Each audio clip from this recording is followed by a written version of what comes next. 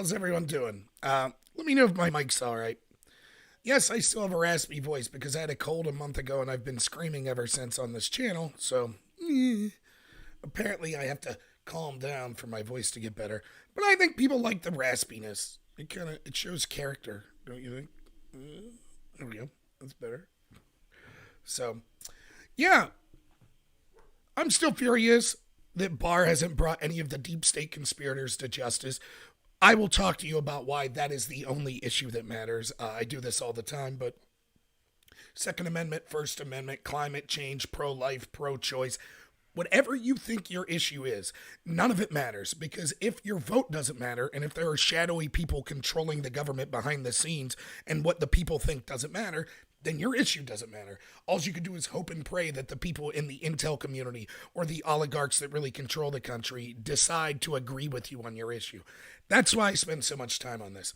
I know it might not be everyone's cup of tea, but I think it's very important to talk about. So if you checked out my live stream the past 2 days, you saw that my anger level's over 9,000 and that I am incredibly furious at what I see as the ineptitude or corruption of Bill Barr and how all these people are being let go time after time, person after person.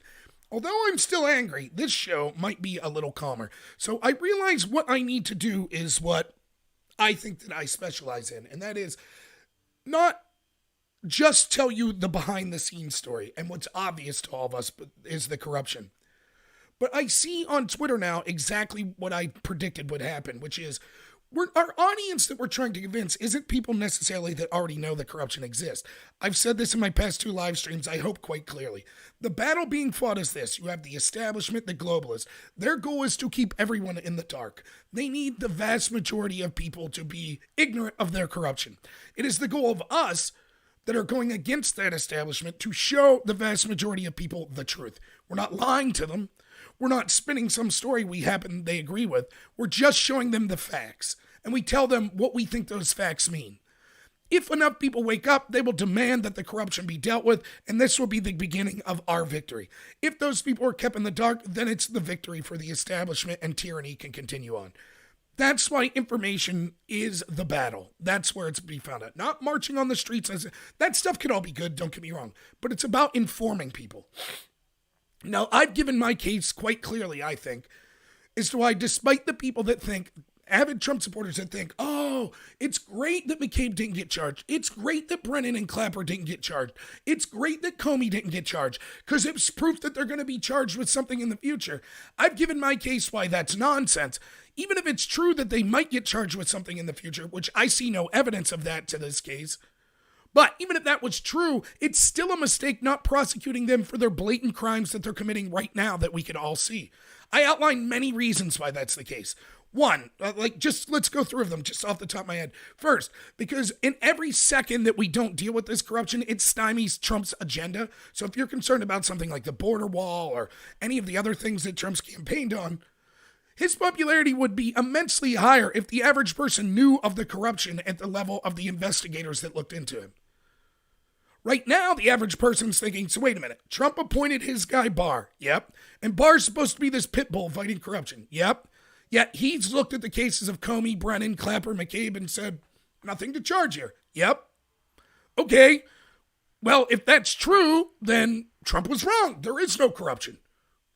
That's what average people are thinking, and you can't blame them. Need some water. So that means 2018 election, for example. How much better would the Republicans have fared if all of this corruption was proven to the average person? But instead they said, no, trust the plan. We have to wait. We'll get them. Trust the plan. So there's that level. Second, it sets the precedent, even if we do charge Comey, McCabe, etc., all these others for being involved in a treasonous coup in the future, the precedent's now set. You could be in the FBI, you could lie to harm someone, as long as you're not involved in a coup. I think we should set the precedent that any of this corruption at the FBI or intel agencies will not be tolerated. So that's number 2. Number 3, no matter how tight, even if Barr's a good guy and he's going to charge these crimes, no matter how tight he thinks his case is, it's still going to be something that's tried possibly in D.C. And with any trial, there's a chance that someone could be let go. That's why you want to charge them with the obvious crimes. So there's always a chance that none of these crimes will ever be charged. Right? Number 4, if we started to charge these people now, that means we could tighten the screws on them, which would mean it's more likely they give up evidence in order to get a lighter sentence for the more serious crimes that people may have done in order to have a coup against Trump. Now, weigh those 4 options with, I haven't heard reason 1 why not charging them was a good idea. None. All I hear from people is, well, don't worry, Durham's still out there. Okay, Durham's still out there. Charge them with these crimes. Let Durham do his thing. What's the harm of charging him with these crimes now? None. There's no harm. And the 5th and most important thing is, what if Barr isn't trying to drain the swamp? Now, all of these 5 reasons that I just gave, which is a reason to normal people like me and you, normal Americans, normal people around the world. I see my friend Milo's in here. They can see these crimes, obviously. They can see them. With our own eye. We're not special. We don't have access to information that the average person doesn't. At least I don't. I can see the crimes blatantly. When they're allowed to let go, it means people become cynical, rightfully, or they think that Trump was wrong, or they think there is no corruption. And what this leads to is, how long are they going to drag it out? We already saw the 2018 election was lost. The direct results of that were the impeachment fiasco, the stymieing of Trump's agenda for the second half of his presidency. So how long are we supposed to wait? It's not, as someone wrote to a friend of mine and said, that I'm a selfish prick. That's what it is. Maybe I am, but it's not me selfish. It's me worried that the corruption, just like we've seen for the past 30 years, we'll talk about solving it, but then we won't.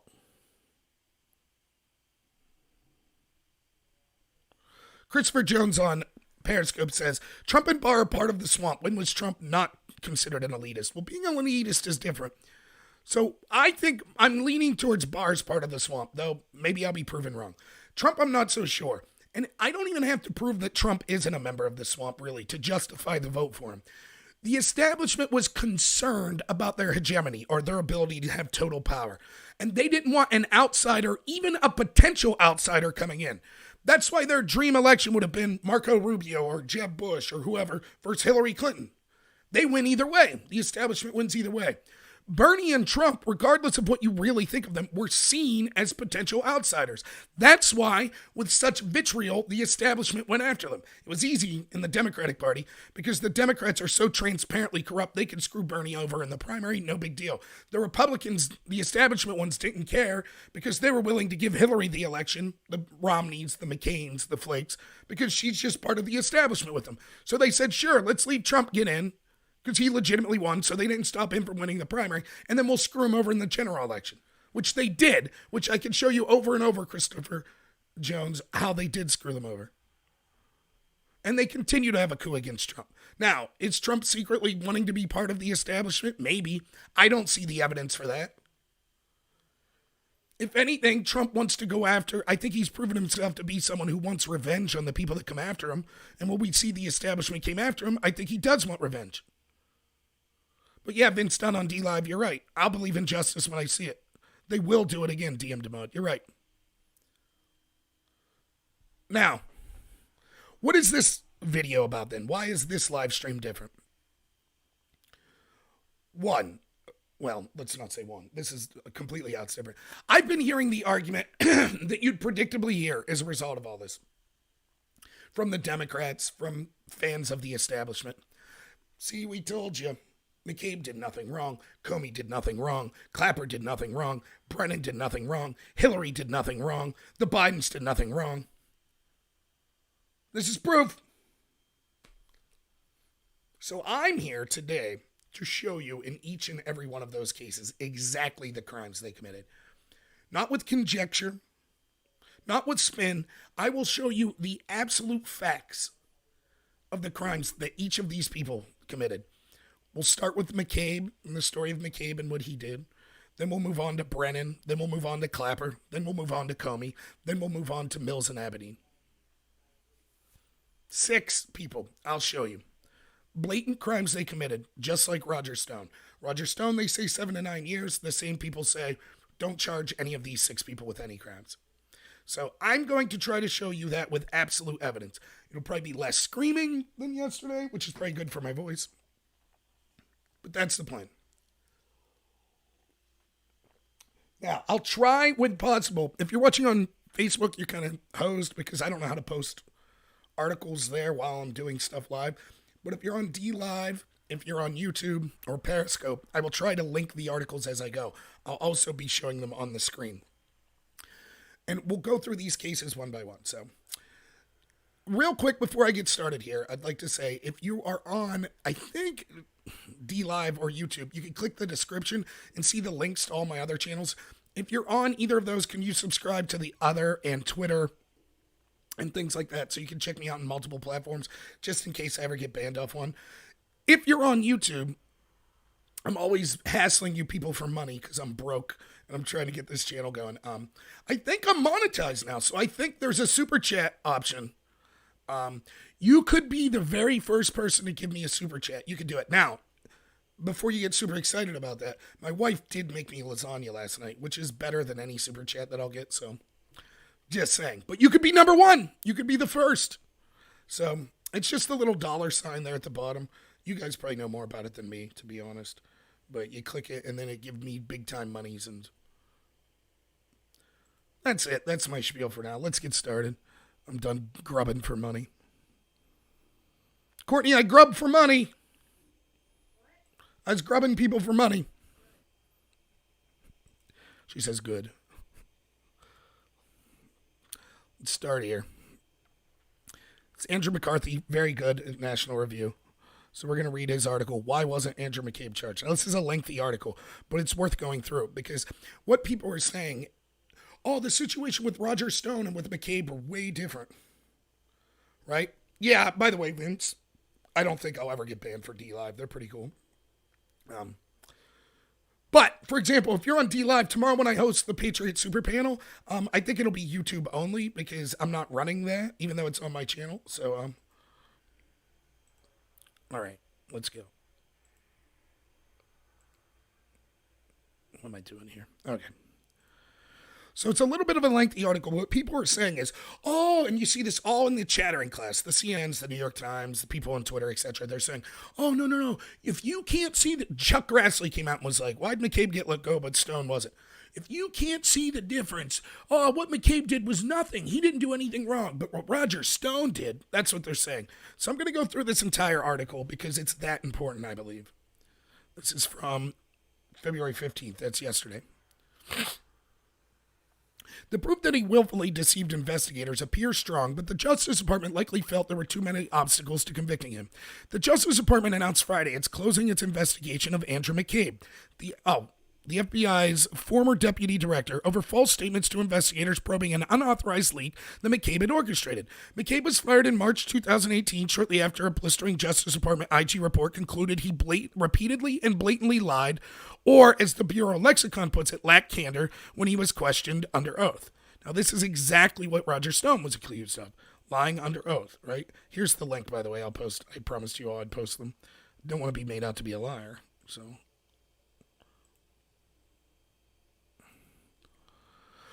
Why not indict McCabe on felony false statement charges? That is the question being pressed by incensed Trump supporters. That'd be me. I'd be one of those incensed Trump supporters.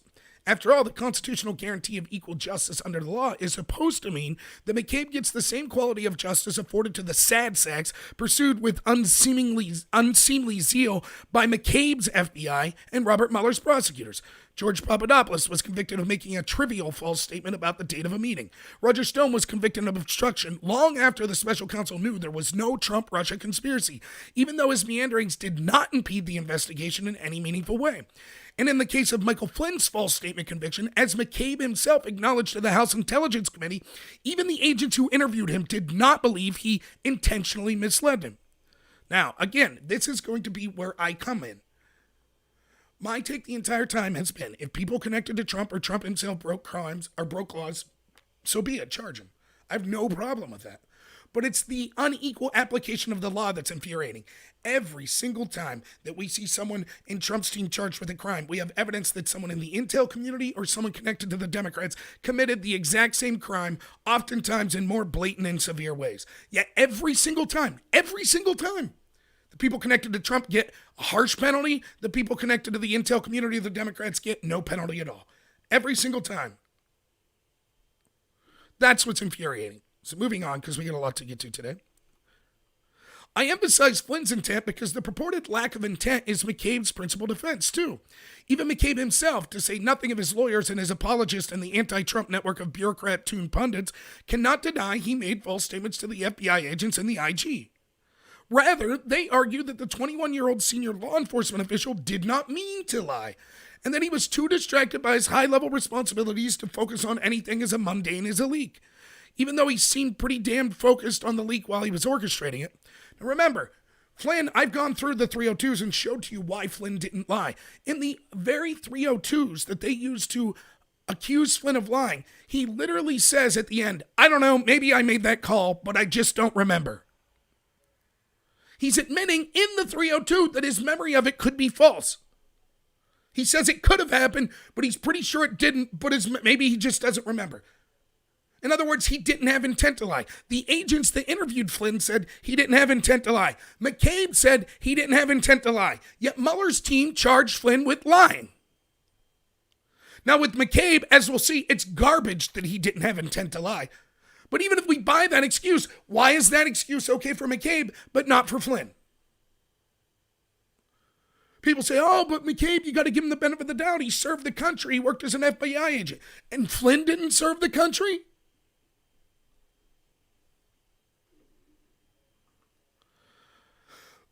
He did not believe he intentionally misled them defense is not just implausible, it proved unavailing on McCabe's watch, at least in General Flynn's case. Hence, McCabe has a backup plan to argue that it would be extraordinary and thus unconstitutionally selective and retaliatory for the Justice Department to prosecute former officials for false statements in a mere administrative inquiry, which the leak probe was, as opposed to a criminal investigation.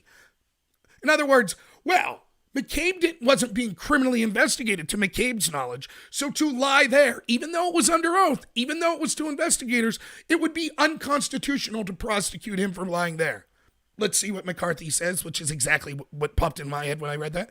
Again, tell that to Flynn, with whom the FBI conducted a Brace-style interview at the White House without his counsel present and a blithe disregard for the procedures of the FBI interviews of the president's staff, despite the absence of a sound investigative basis for doing so, and whom Mueller's maulers squeezed into a guilty plea anyways. In other words, it's been admitted by Comey he said he would have never done this to any other president's staff. That it was totally unprecedented. The way that he basically called up Flynn, like a couple agents just wanted to have a cup of coffee with him. Said, don't bother having a lawyer. We just want to ask you a question or two. And then he came and buddy-buddied him. Flynn didn't know he was under a criminal investigation. And then bam, even after he didn't lie and the agent said they didn't feel he lied, Mueller still squeezed him and said, that's reason to bankrupt this man, to ruin his life, and to have him facing public scrutiny that will result in him resigning and not only losing his livelihood, but still facing criminal charges years later. One set of justice for McCabe, different set of justice for Flynn. The exact same pattern we've seen more than a dozen times. Anyone connected to Trump is brought down as harshly as possible. Anyone connected to Hillary or the intel communities or the establishment is treated with kid gloves and allowed to get away with crime after crime. All's I want's equal application. Why wasn't McCabe and Flynn given the same treatment? Someone explain it to me. If that treatment is both go to jail, okay, I could live with that. If that treatment is neither go to jail, okay, I could live with that.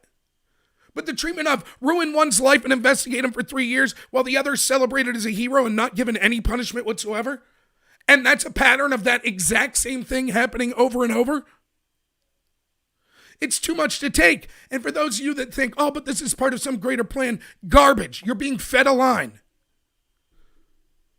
You're being pacified. They want you to not get angry like me at this unequal application of justice. So they tell you there's some grand conspiracy behind the scenes. Everything will work out. Don't worry. Go back to sleep.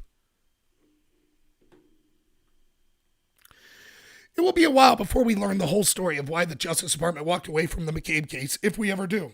And I have some supposition to offer on that score. First, however, it's worth revisiting the case against McCabe as outlined by the meticulous and highly regarded IG, Michael Horowitz, who has done a good job overall, I think. If you want to know why people are so angry and why they are increasingly convinced that, for all President Trump's drain the swamp rhetoric, a two-tiered justice system that rewards the well-connected is alive and well, consider the following. 1. McCabe's leak. In October 2016, McCabe directed his counsel, Lisa Page, to leak investigative information about the FBI's Clinton Foundation probe to Devin Bartlett of the Wall Street Journal. The leak had the effect of confirming the existence of the investigation, something the FBI is supposed to resist. While his high rank gave him the power to authorize such a disclosure if it was in the public interest, the IG found that McCabe's link was, quote, clearly not within the public interest. In fact, the Bureau's then director, James Comey, had tried to keep the Clinton Foundation probe under wraps, refusing to confirm or deny its existence even to the House Judiciary Committee. Now remember, this was all about, you would think that the Democrats would be right on this, because this was all about McCabe initially for personal benefit leaking details of the Clinton Foundation investigation. That was the start of this. Then it turned out he lied and did a bunch of other stuff, but that's the start of it.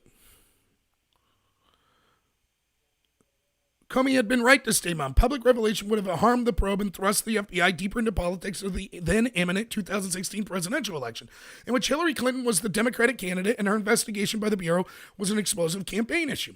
Notwithstanding these concerns, according to the Horowitz report, McCabe orchestrated the leak to, quote, to advance his personal interest, to paint himself in a favorable light in comparison to Justice Department officials amid an internal dispute how the Clinton Foundation probe, specifically about how the Obama Justice Department pressure on the Bureau to drop it.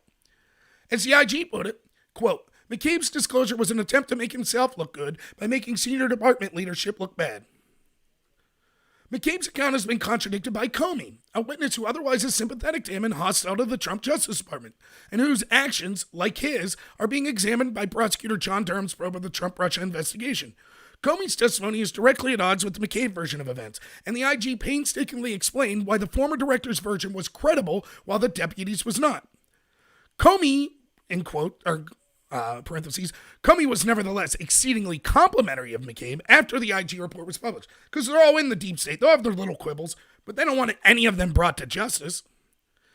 Page is regarded by McCabe backers as the key to his defense. She reportedly told the grand jury that because McCabe had authority to approve media disclosures, he had no motive to lie about the leak. That is laughable. McCabe did serially mislead investigators, so plainly he had a reason for doing so. But even putting that aside, the IG's conclusion was not that McCabe lacked the authority to leak. It was that he lacked a public interest justification for exercising that authority. So let me pause here. McCabe is allowed to leak, but he's allowed to leak if it would be in, quote, the public's interest to do that leak. The IG found it was not in the public interest. The only interest it was in the personal interest of McCabe. So Lisa Page is saying, oh, he's allowed to leak. His position said he's allowed to leak. And he had no motive to lie about the leak. It's in his job. He's allowed. But he's only allowed to leak under certain parameters. He did not meet those parameters. Therefore, it's a crime. He leaked for self-promotion purposes. And then he lied about it because it was humiliating to be caught putting his personal interest ahead of the Bureau's investigative integrity. That said, Page's account does illuminate a problem for prosecutors. It's tough to win a case when your witnesses are spinning for the defendant.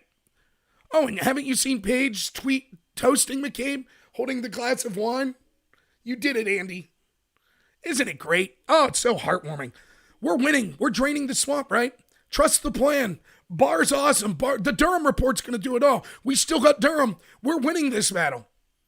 As Comey and McCabe and Clapper and Brennan get $1 million TV contracts, as Lisa Page is sitting with a big grin on her face, toasting a glass of wine to McCabe, as McCabe's going on CNN saying, I'm the real victim here. I was investigated for 2 years. Woe is me. As they'll all be hailed by heroes by everyone on the establishment left. Oh yeah, they're really paying the price real hard here. Moving on. This is the important part. Now we're comparing apples to apples, false statements to Congress and investigators. Barrett's journal article appeared in October 30th, 2016. The very next day, McCabe deceived Comey about it, indicating that he had not authorized the leak and had no idea what the source was. In Comey's telling, credited by the IG, McCabe definitely did not acknowledge that he had approved the leak. So you see what's happening. There was a leak. Comey and people in the FBI asked McCabe, where did this leak come from? McCabe was the one who ordered the leak. He's like, I don't know. Thereafter, the FBI's inspection division opened an investigation of the leak. On May 9th, 2017, so the FBI's investigating the leak officially, right? You got that? That's important. May 9th, 2017, McCabe denied to two INSD, that's the inspection division, investigators that he knew the source of the leak. This was not a fleeting conversation. McCabe was placed under oath, and the INSD agents provided him with a copy of Barrett's article. He read it and initialed it to acknowledge that he had done so. He was questioned about it by the agents, who took contemporaneous notes, meaning they took notes at the time, unlike the 302s against Flynn that were written after the interview with Flynn. McCabe told agents that, quote, he had no idea where the leaked information came from or who the source was. That's a lie. He was the source. He knew where it came from. That's May 9th, 2017, okay? Now, on July 28th, 2017, McCabe was interviewed by the IG, the Inspector General's office, under oath and recorded on tape. In that session, he preposterously claimed to be unaware that Page, his FBI counsel, was directed to speak to reporters around the time of the October 30th Journal report. McCabe added that he was out of town then, and he was unaware that Page had been up to. In point of fact, McCabe had consulted closely with Page about the leak, as we now know. A paper trail of their text and phone contracts evinced his keen interest in Page's communications with Barrett, the author of the article where the leak came from. Consequently, the IG concluded McCabe's denials were demonstrably false. In other words, the IG concluded that McCabe's statements that he had no idea where the leaks came from was a lie. They concluded that was a lie. He lied to investigators. Excuse me. Clearly concerned about the hole he dug for himself, McCabe called the IG's office 4 days later on August 1st, 2017 to say that, shucks, come to think of it, he just might have kind of sort of told Page to speak with Barrett after all. He might have even told her to coordinate with Mike Corton, then the Bureau's top media liaison, and follow up with the Journal about some of its prior reporting.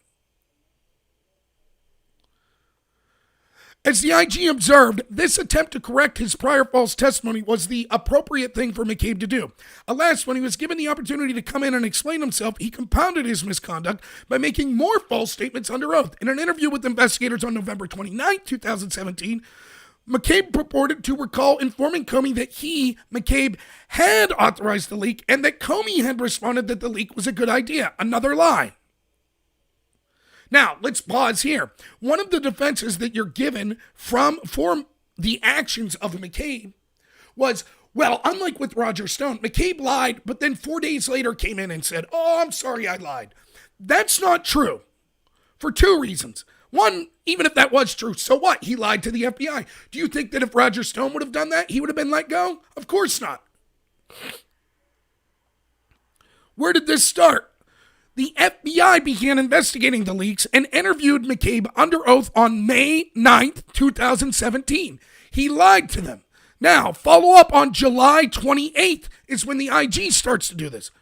4 days after July 28th, August 1st, he calls in to correct the record. So McCabe defenders say he lied on July 28th, but he corrected the lie on August 1st. But that's not true. He lied on May 9th, 2017. He didn't correct it until August 1st, 2017. May, June, July, August. 3 months. The lie went on. The FBI was investigating. If he told them the truth in the first place, then the IG would have never even had to have an investigation. So he lied to the appropriate investigators under oath in the FBI, which forced the FBI to say, okay, well, we can't figure it out. So they had to have a second agency come in and investigate, who was the IG. Then McCabe lies to the IG.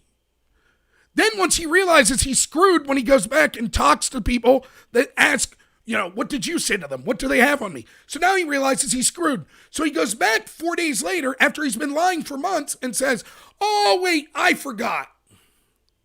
Now, when Cohen, for example, said, I forgot, I thought Trump was done talking about Trump Tower in Russia on this date in February, but actually it was a date in June or something like that.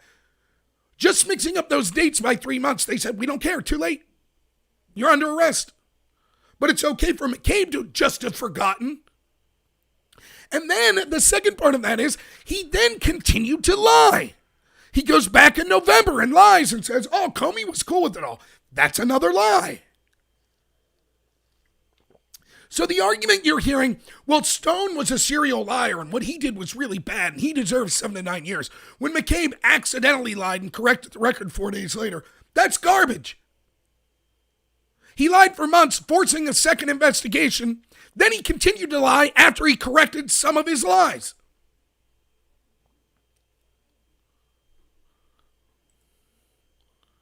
Hey, I got my first super chat. Great informer. You're the man. Thank you so much. Or woman, I guess. But yeah, you're right. Supporting independent content creators. You don't have to super chat me or support me. Support other independent content creators. Even if you're on the left, it's important to support.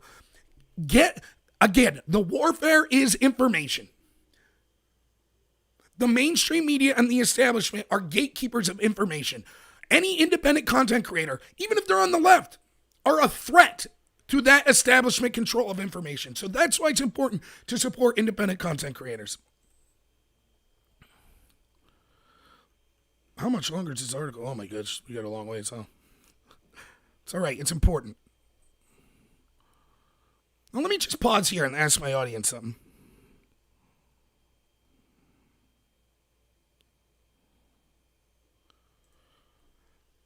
Can you see my anger? Just with this McCabe situation, can you see it?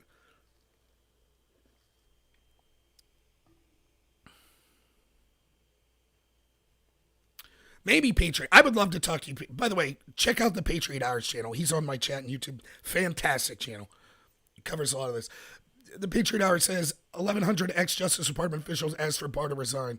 They're scared. It's easy to see. Maybe. I wouldn't be scared if I'm them. Is Brennan scared? Is Clapper scared? Lisa Page scared? McCabe scared? They don't look like it to me. It looks like they're celebrating. But I'll talk more about that in a bit. But I'd love to pick your brain about that, Patriot Howard. Do you see why I'm upset, though? Do you see the fury? Now, I'm reading you an article that's quoting the IG report. I'm giving you the date. None of this is disputed. The dates that McCabe made these statements, the fact that they were lies, it's not disputed. It's just the establishment and the left says, oh, it's perfectly fine. Innocent mistake. No problem. No reason to charge. Well, a grand jury didn't indict. And a jury, it'd be impossible to get a conviction with this evidence. Yet Flynn will throw him under the bus. Yet Stone will throw him in jail for 7 to 9 years.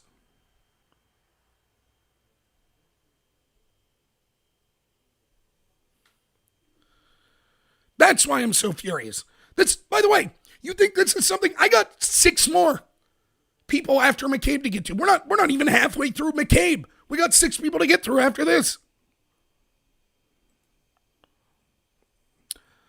Going forward, these were quite stunning recollections, given the deputy director had previously disclaimed any knowledge about the source of the leak. But McCabe took care of that little hiccup by simply denying his prior denial. Isn't that convenient? That is, he insisted he had not feigned ignorance about the leak when the INSD interviewed him on May 9th. Indeed, McCabe even denied that the May 9th interview had been an interview. To the contrary, he claimed the agents had casually pulled him aside at the conclusion of a meeting on an unrelated topic and peppered him out of the blue with a question or two about a journal leak. As General Flynn could tell you, that sort of thing could be tough on a busy top U.S. government official. Although Flynn did not get much sympathy as McCabe when he was running the FBI. Again, the IG concluded that McCabe's version of events was demonstrably false. All right, so here's where I want to pause for a second. Again, This is literally the defense of what actually happened to Flynn. And not just Flynn saying, see, McCabe's claiming this, but it's being denied by the actual FBI agents that interviewed him. He signed documents under oath saying that he wasn't the source of the leak. Now, in the case of Flynn, everybody admits, even Comey admits, yes, we sprung this on him. We specifically told him not to have his lawyer there. There's none of that with McCabe. None of that. Now, with Flynn, I've gone through the 302s with you and showed that all he said was he couldn't recall saying the things they were asking him. Not, no, I didn't. That's not what McCabe said. McCabe didn't say, I can't recall. He said, I have no idea where the leak came from, when he was the one who gave the leak. He didn't say, I don't recall if I ordered the leak or not. So here we can see, in both of those instances, McCabe is claiming the same defense as Flynn. Yet with Flynn, we have definitive proof that Flynn's telling the truth, and his case for being misrepresented is tremendous. With McCabe, not so much. Yet the DOJ gets the exact opposite conclusion. McCabe gets left off the hook. Flynn gets his life ruined.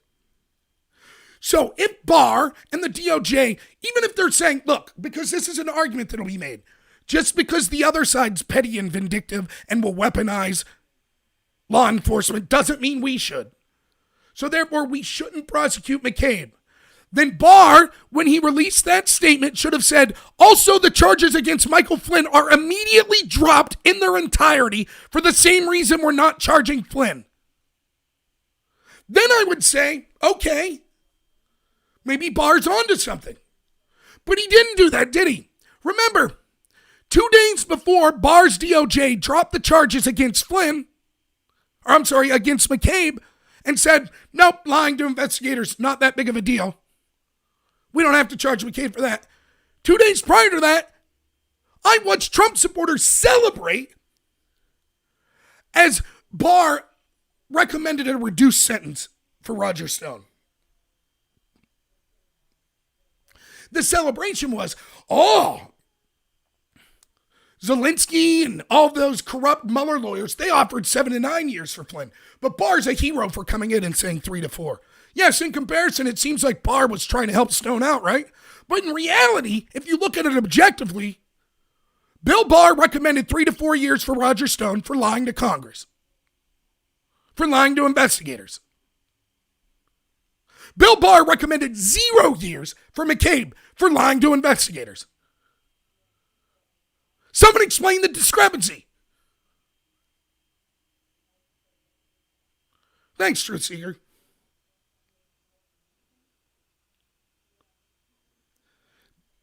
Do you see what I'm talking about? You can't talk out of both sides of your mouth. Either Barr's fighting the deep state, but hey, and I'm with you on this. I don't want Barr to abuse law enforcement to go after Trump's enemies. I want justice. That's what I want. I want equal application of the law. If that equal application is Flynn gets this penalty, Stone gets this penalty because lying to investigators in Congress is a super serious deal, then fine. But then McCabe deserves that. If the argument is, well, McCabe, the case wasn't airtight and there's some discrepancy, so we're going to let him go, then the same should be said of Stone and Flynn. But somehow, Barr, who last I checked in charge of the DOJ, still the case against Flynn is ongoing. Still the case against Roger Stone, despite all the corruption we know surrounding it, is being enforced. Oh, but we just have to bide our time. Tell that to Flynn. Tell that to Roger Stone. Boy, be careful if you're an ally of Donald Trump, because his wingman, Bill Barr, he might just say, you have to sit in prison for 3 or 4 years until we work this out. Oh, but don't worry, we'll give the total benefit of the doubt to the other side.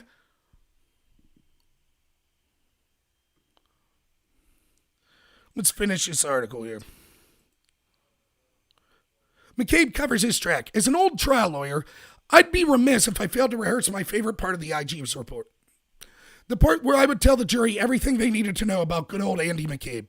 Again, the journal story generated by McCabe's leak was published on October 30th, a Sunday. Late that afternoon, McCabe called the head of the FBI's Manhattan office. Why? Well, to ream him over media leaks. That's why.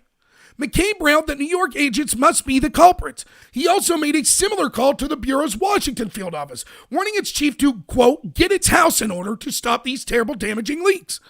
It's worth remembering that McCabe's October 30th scolding of subordinates, when you think about how he later claimed that on the very next day, he freely admitted to his superior Comey that he himself was the source of the leak.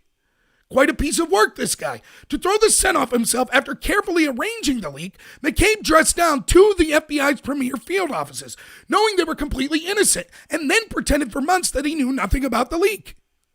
This is the second highest ranking officer of the nation's top law enforcement agency we're talking about.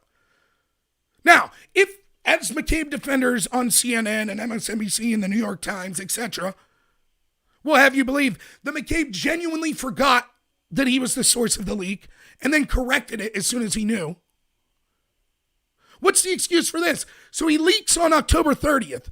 And then the very next day, he starts reaming out New York and D.C. field agents saying, you're leaking, this is terrible. Did he forget the night before he was the source of the leak? Then, according to McCabe, the following day, he told Comey after so he leaks day one. Day two, he yells at a bunch of low-level agents, you're the people leaking, this is terrible. So he seemingly, day two, forgot what he did on day one. And then on day three, he goes to Comey and says, yeah, I was the source of the leak, but Comey was cool with it. Now, does this sound like the actions of someone who, I just had a whoopsie? It sounds to me like someone who wanted to do the leak and then lied and scapegoated other low-level people in order to get away with it. But all this, did you know that? Did you know this happened? Did Don Lemon tell you? Did Lisa Page toasting McCabe with her wine glass on Twitter, did she tell you any of this? Huh? How about all the Republicans? They out there talking about what McCabe did? Nope. Andrew McCarthy is great at the National Review, and some fat guy in a chair named Rob Noor. That's who's telling you.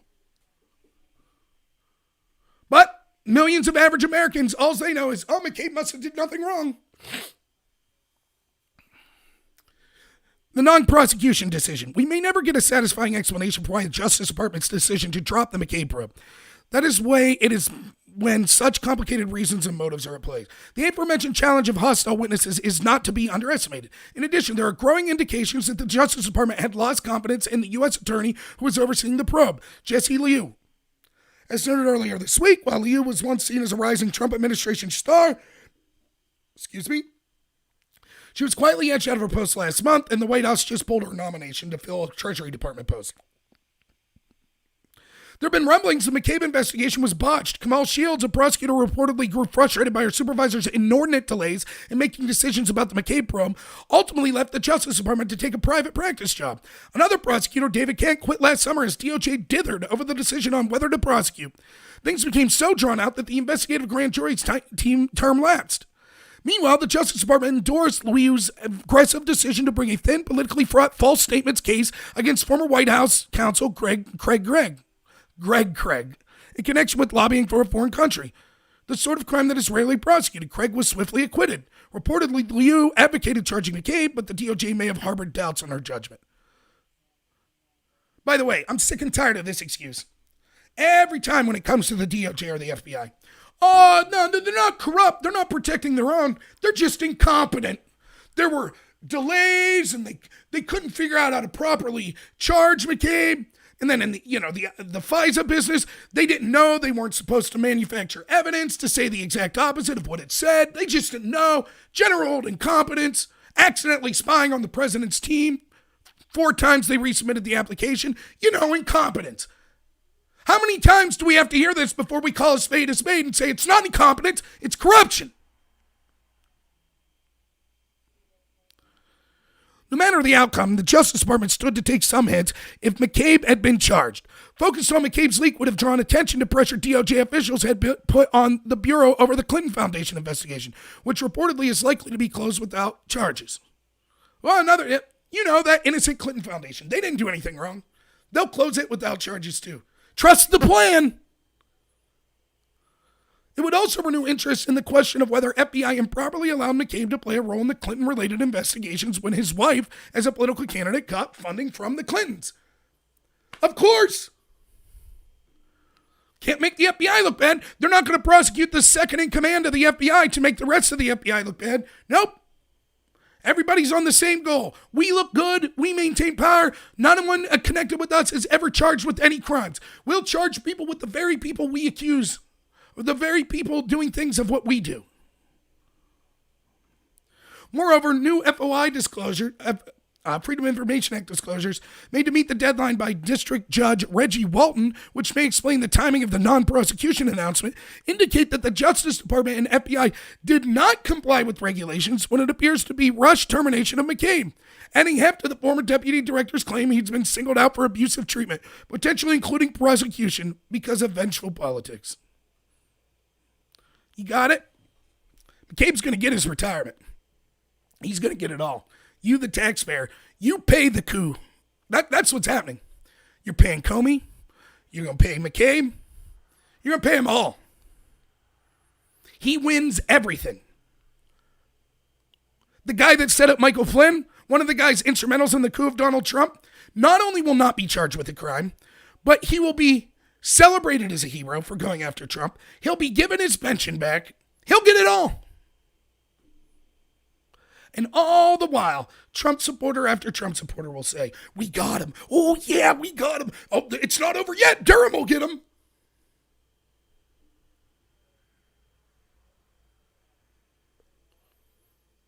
Maybe he will. Maybe Barr, maybe there's a plan.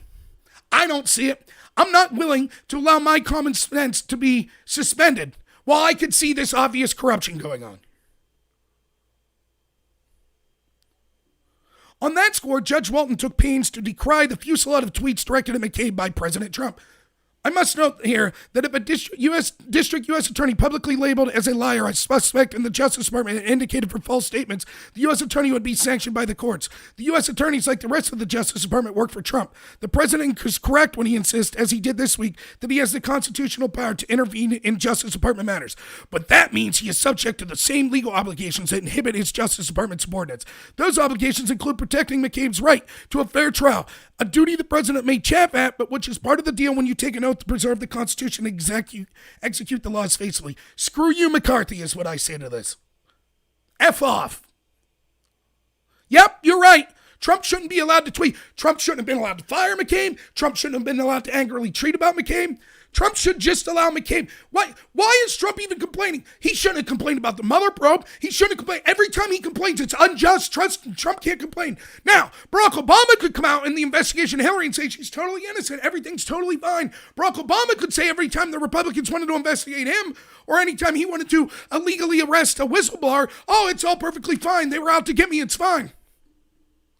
Obama, who arrested more whistleblowers than all presidents before him combined, perfectly fine.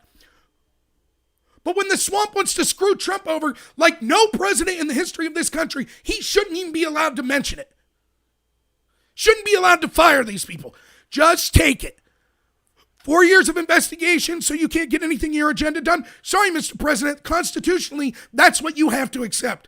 Oh, maybe you'll win a second term. Well, sorry, you can't complain when there's 4 more years of investigations about you. And then maybe 2-3 days before the end of your presidency, we'll say, okay, Trump, you can complain now. Yeah, it sounds great, doesn't it? Trump could call McCabe dirty because he was dirty. Trump should be allowed to tweet what he wants as long as he isn't part of the investigation.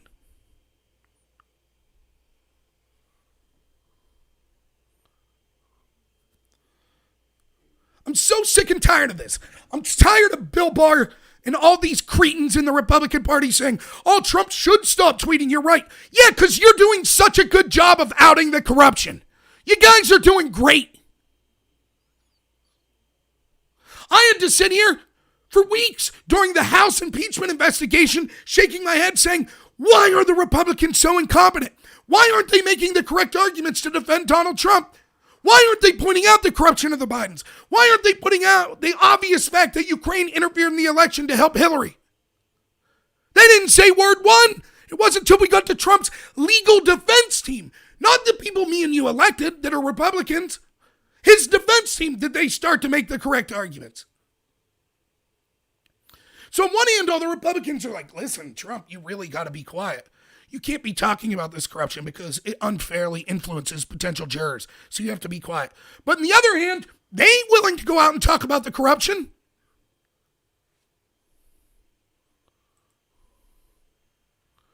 What is it, incompetence? Or do they really not care?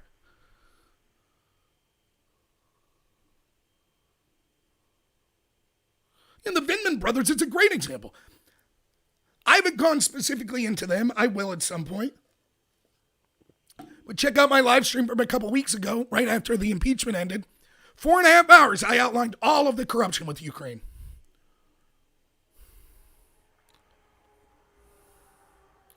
If you envision Judge Walton as part of the Obama-appointed rogue resistance, check your premises.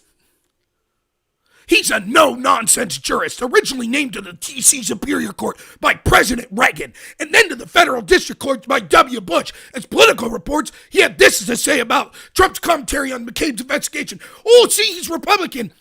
Good job, McCarthy, just like all the good little establishment lemming Democrats. If even Romney's a Republican and thought Trump should be removed, that proves it's bipartisan. Even Republicans think. It's not a left versus right game. Oh, Judge Walton was appointed by Reagan. Well, there we go. He must be on the up and up. All questions resolved there. Appointed by Bush, appointed by Reagan. Well, that's it. End of discussion. They're Republicans like Trump, so they have to have Trump's back. So if they don't, it proves that they're moral and just. Just like that great Mitt Romney. The publicans, this is the judge, the public is listening to what's going on, and I don't think people like the fact that you got somebody at the top basically trying to dictate whether someone should be prosecuted. Judge Walton, where were you on Obama saying Hillary was innocent? Oh, you didn't say anything, right? I just think it is a banana republic when we go down that road. I think there are a lot of people on the outside who perceive that there's undue inappropriate pressure being brought to bear. It's just very disturbing that we're in the mess we're in that regard. I just think the integrity of the process is being unduly determined when inappropriate by comments and actions on the part of the people at the top of our government. I think it's very unfortunate. I think as a government, as a society, we're going to have to pay the price at some point for this.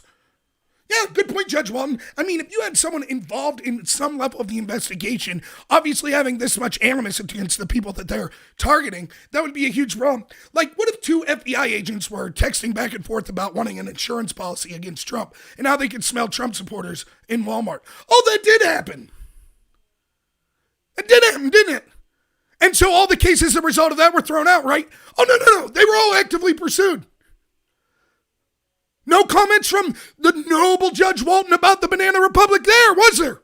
See, the other side's allowed to do that non-stop. Non-stop. Look at the agencies that were in charge of the investigation of Trump. Mueller, the FBI. Look at all the heads of the intel agencies. Brennan, Clapper, Comey, Mueller, all of Mueller's team.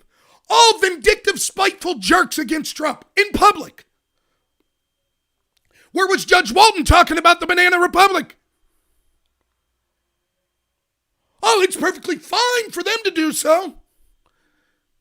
But hey, he was appointed by Reagan, so it's cool. Here we go. Let's get to some good meat. If you want to know why Barr was warning this week that the president's tweets are undermining the Justice Department's pursuit of its law enforcement mission, Judge Walton's words are worth heeding. Good point, Andrew McCarthy. I mean, Bill Barr, what a decent guy. If it wasn't for Trump's tweets, he would have brought all these people to justice right now. Like, for example, we know that Clapper lied twice to Congress.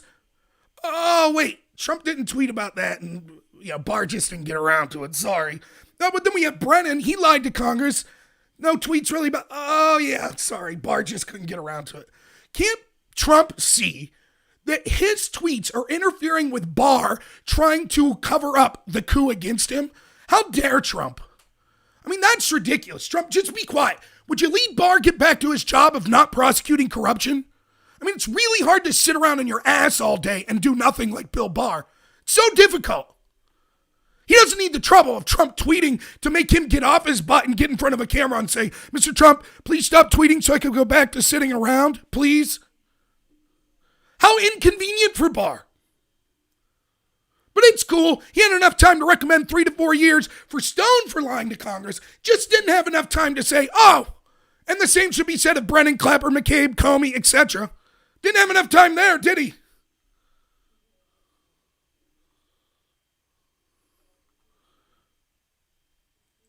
Trust the plan. Trust Bill Barr. Right?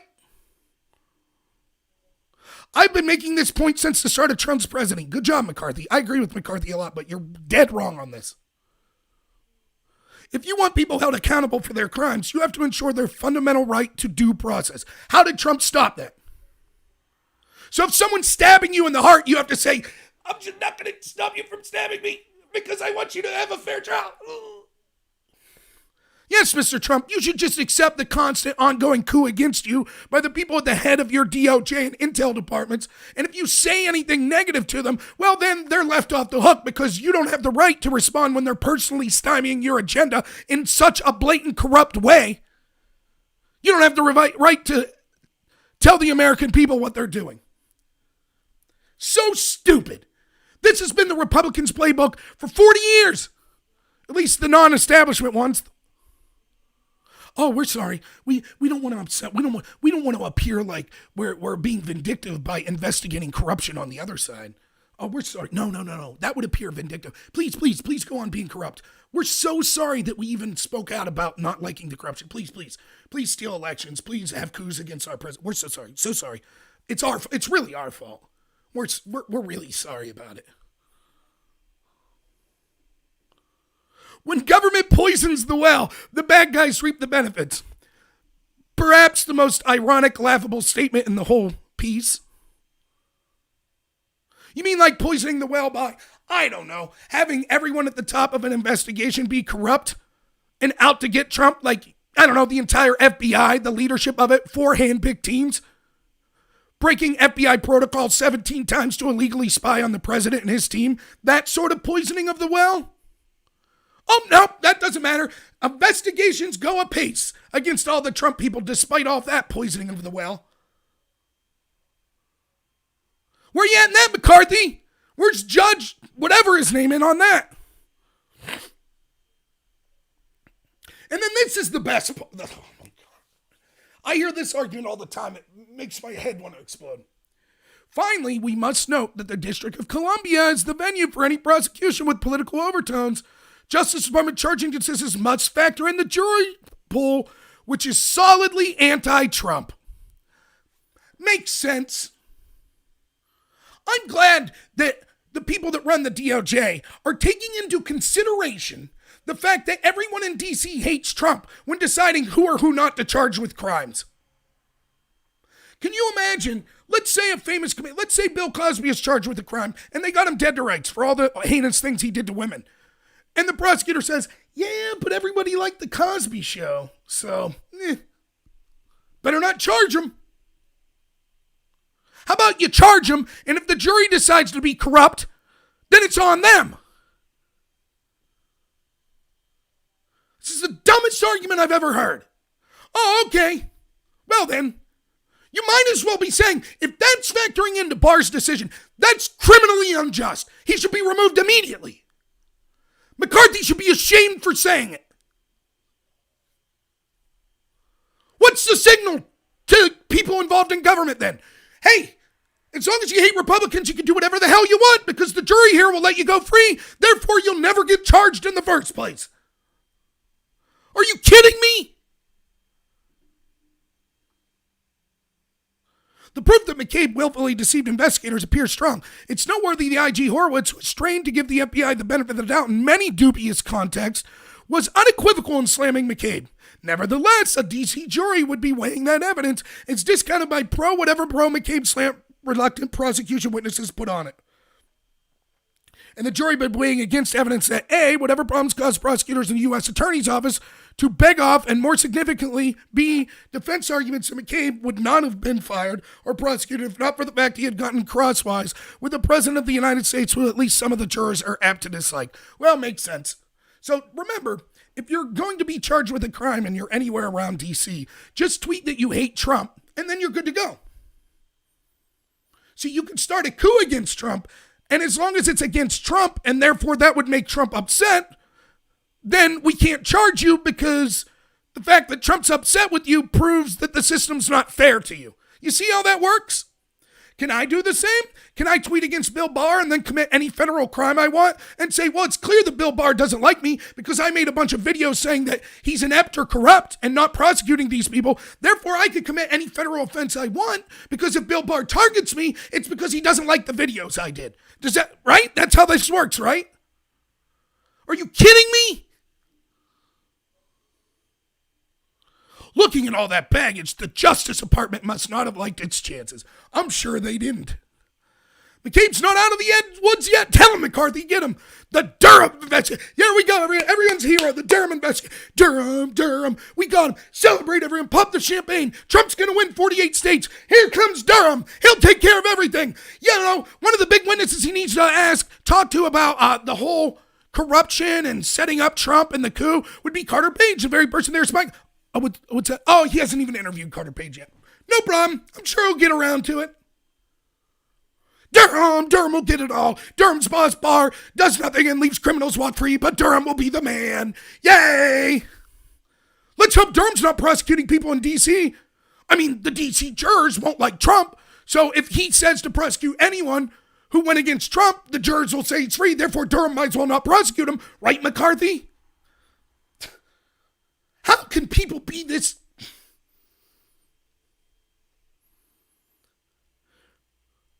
Durham's continuing, but it's unclear whether he'll face any criminal charges arising from that inquiry.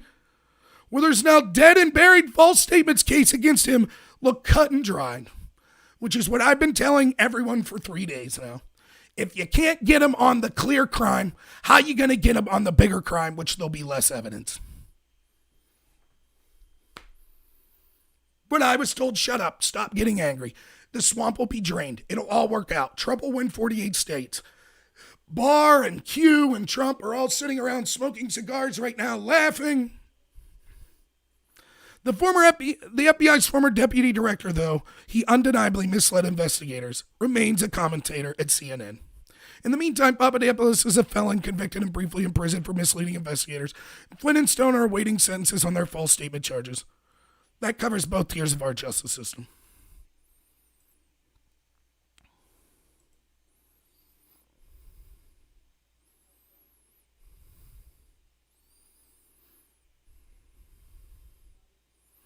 That's McCabe.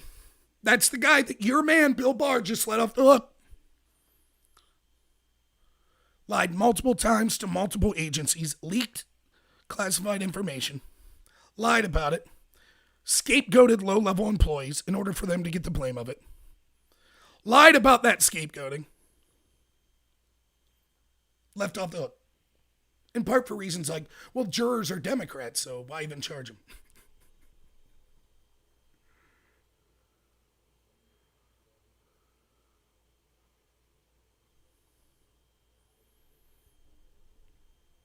That's bad enough. I have to fight this videos for all of you out there when you hear someone say, what Roger Stone did was so much worse than what McCabe did. McCabe made an innocent mistake and corrected it 4 days later.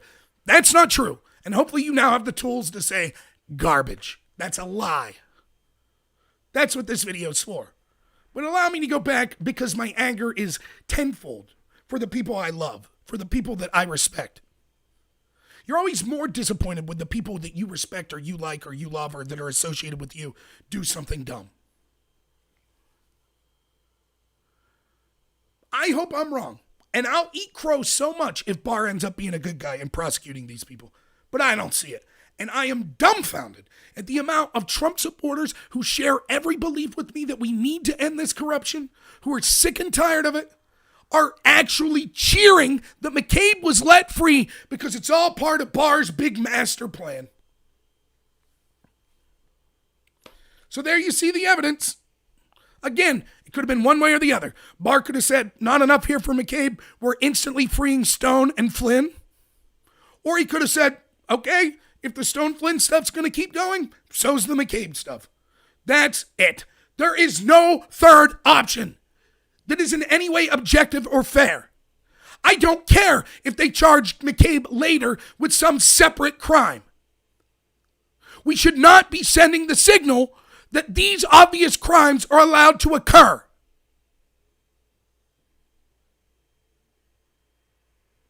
There are people cheering, though, TM Demont. Maybe not all, but some are. I literally saw intelligent people on Twitter that have some of the best information saying, see, I told you, my prediction came true. This is further proof that will bring them down. McCabe walking free is proof that will take him down. And then they'd say, and you know how I know? Because I said the same thing about Comey. And look, they let Comey go too, which proves. So in other words, they're sitting there like, ooh, I hope they don't charge Comey and McCabe with these crimes we can already prove. I hope they don't, because that'll prove my theory that they must be charging them with more serious crimes.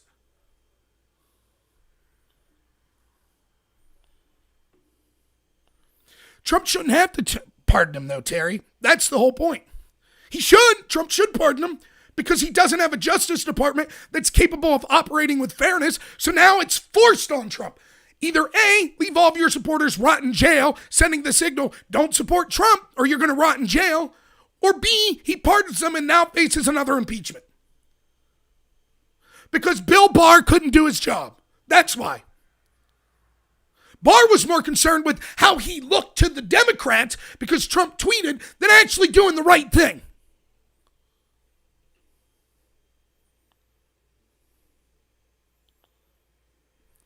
All right. Intermission time. Intermission. I have to go grab a drink of water, so I'll be right back. It'll just take me a second.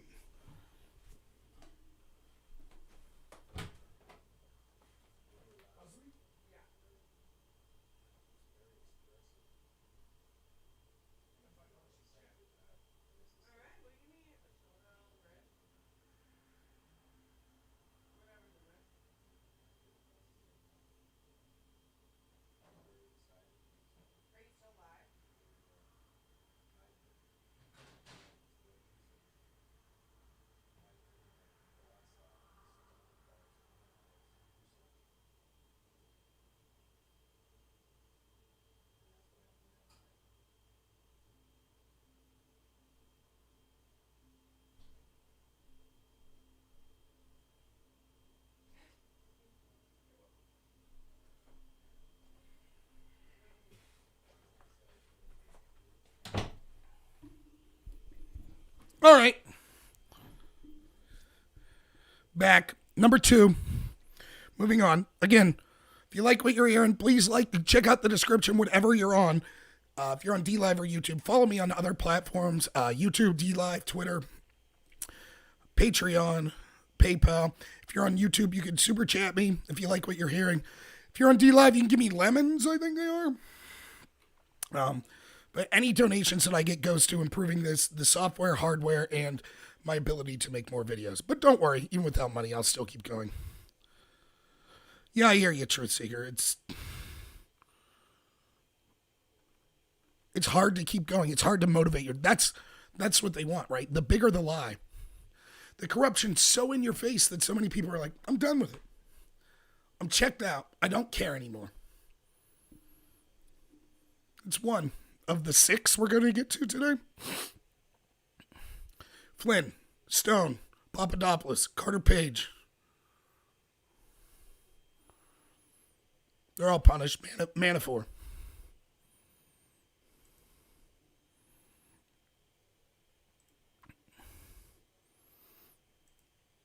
John Brennan. I just proved to you, McCabe. Same thing that they were convicted for. He lied. He lied to Congress. He lied to investigators.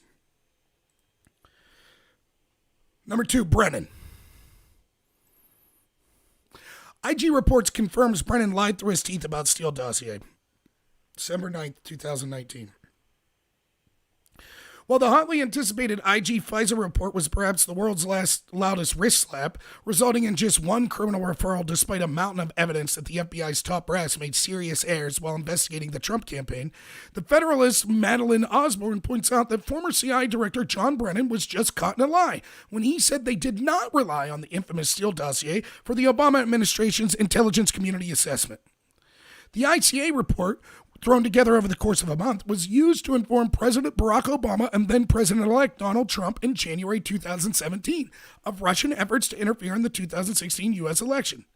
And according to Monday's FISA report, there was significant discussion on whether to include the Steele dossier in the main body of the ICA report, with former FBI Director Andrew McCabe saying that he felt strongly that the Steele election reporting belonged in the body of the ICA because he feared that placing it in the appendix was tacking it on in a way that would minimize the information and prevent it from being properly considered. Hey, McCabe, where did I hear that name? Oh, yeah, that was the last thing we just talked about. Good to see he thought that the Steele dossier was so important. Second in command of the FBI. Kremlin source disinformation.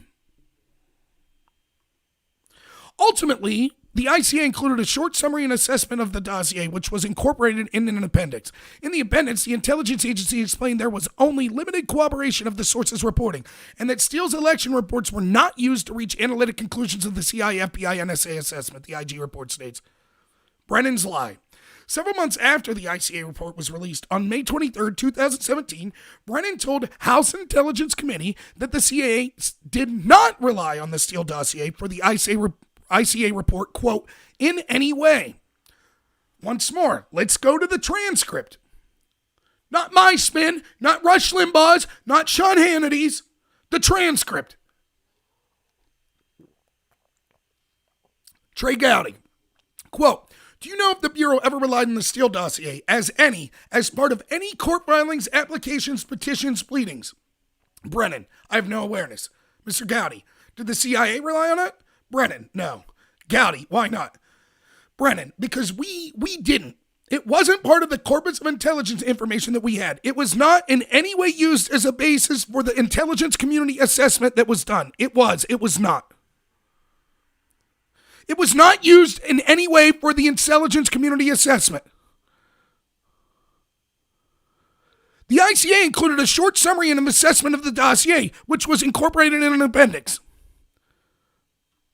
Brennan, it was not in any way used for the intelligence community assessment. The ICA included a short summary and assessment of the dossier, which was incorporated in an appendix. It was not in any way used in the ICA. Is there any ambiguity in those two statements? Can anyone here in my chat, or anyone you know, your most Trump-hating friend, can someone please explain to me how that's not a lie? Anyone? Did you use this document in your assessment? No, we did not use it in any way.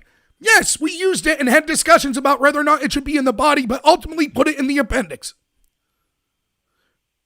If that discussion occurred and it was included in the appendix, would you say that it was used, quote, in some way?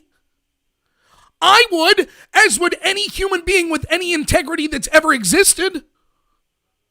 But not the Democrats, not the media, not the intel agencies, and not Bill Barr.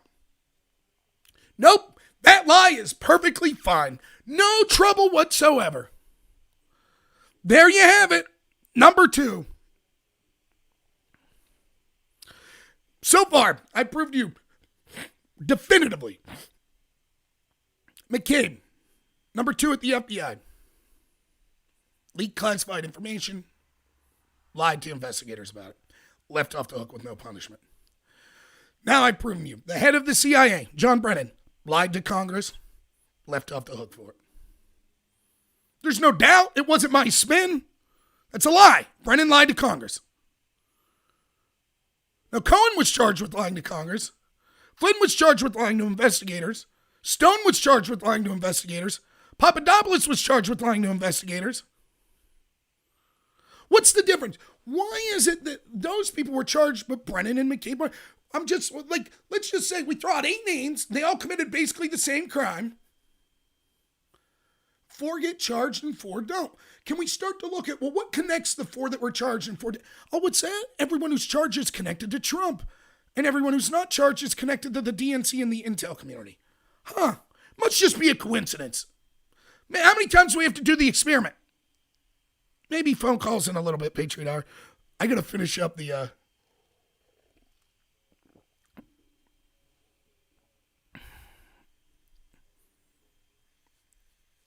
So I'll try to get through these ones fast. That's the case on Brennan. Do I have to read more of the article? You get the picture. Again, as we'll see coming up with Clapper, Brennan didn't say, well, really, no, we didn't rely on it. It was mentioned, but no, we didn't really rely on it. Then you could say, okay, well, if you used it in the appendix, that's more than a mention. Maybe that means you relied on it somewhat. But you could at least buy Brennan saying, well, what I was trying to say is it wasn't the heart of it. But he said, no, we didn't use it in any way. That's a lie. There is no plausible deniability. There isn't with McCabe. There isn't with Brennan. The reason it appears that there's plausible reliability or deniability is because they control the narrative and the Republicans are inept. And Bill Barr, regardless of being inept or corrupt, is allowing this to continue. How would charging Brennan for this lie hurt the big case that Durham's going to bring against everyone? How? It's a separate deal. If it could hurt Durham's case, that implies to me that Durham's case isn't a 100% slam dunk.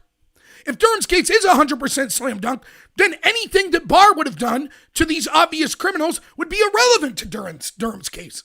But I'm told, oh, no. Somehow this would have hurt Durham's case. Okay, then that means that Durham's case isn't 100%, which means even if you think that Durham's the man and Barr's the man, putting all their eggs in the Durham basket seems to be a huge mistake.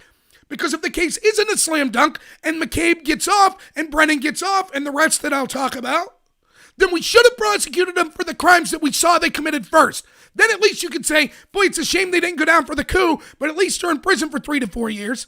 Then all of those people in the middle that currently right now are thinking, okay, Trump says all these people were corrupt. Trump appoints his guy, Bill Barr. Everyone says Bill Barr's the greatest dude. He's got Trump's back. Yep, he leaves everyone off the hook. So clearly Trump was wrong. They're not corrupt. That's what millions of Americans are saying today. Millions of Americans that aren't just crazy left-wing people, reasonable, moderate people. That's what they believe. If I wasn't privy to all this information, that's what I would believe. How does this story make sense? See, Trump knew all these people were corrupt, so he appointed an attorney general that he knew would root out the corruption. And that attorney general looked at all these cases and decided not to prosecute anyone. But maybe he will in the future for other stuff. If I was an objective person, I'd be like, right. In other words, Trump ran his mouth, said there was corruption, and there wasn't. Sure. That makes more sense than, no. It's part of a super secret plan. Don't charge people for the crimes you can obviously prove that they did right now with public evidence. Don't charge them for those crimes. That way later you can charge them with heavier crimes. And a member of the public would say, well, what sense does that make?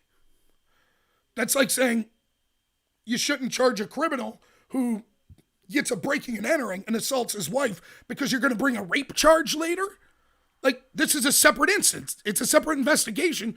Why wouldn't you charge him for it? In fact, isn't it par for the course that you charge people for the low-level crimes you can absolutely prove and then offer them lighter sentences if they cooperate on the bigger crime? Isn't that how, like, every investigation, except the Hillary investigation, ever is done? Nope. Suspend your belief in common sense just this one time, will you? It's a good thing that McCabe and Comey and Clapper and Brennan and Mills and Abedin and Hillary didn't get prosecuted for the obvious crimes.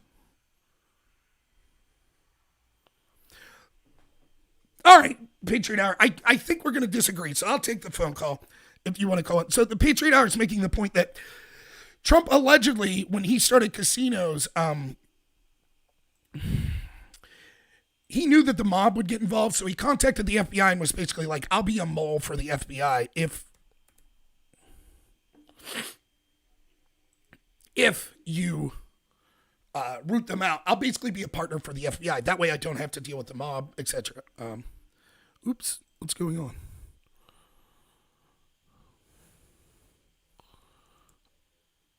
Oh, for goodness sakes, give me a second. I gotta sign in.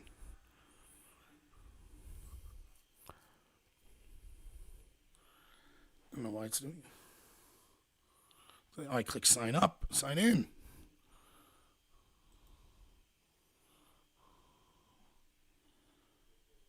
Well, geez, I might not be taking calls.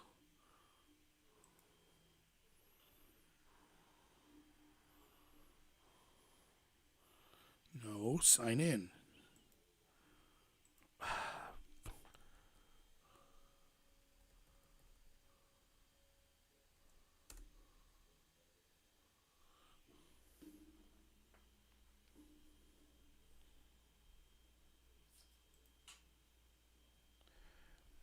Patreon, I swear I'd really like you to call in. I can't, it won't let me. I click sign in and it says sign up. Wait, let me try this. This might do it.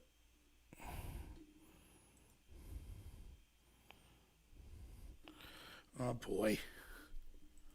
1 second, I'll be right back. I gotta grab my phone.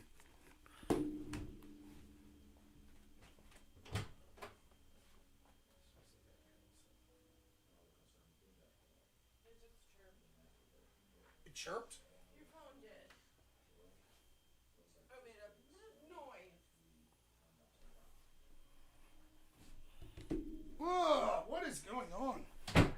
I wish I wasn't technologically inept. Open the Gmail on, okay.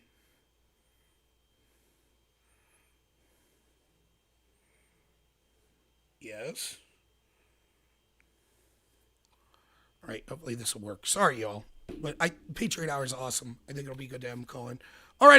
There we go. I think I'm good. So I'm just putting the number out there for the Patriot Hour to call in here.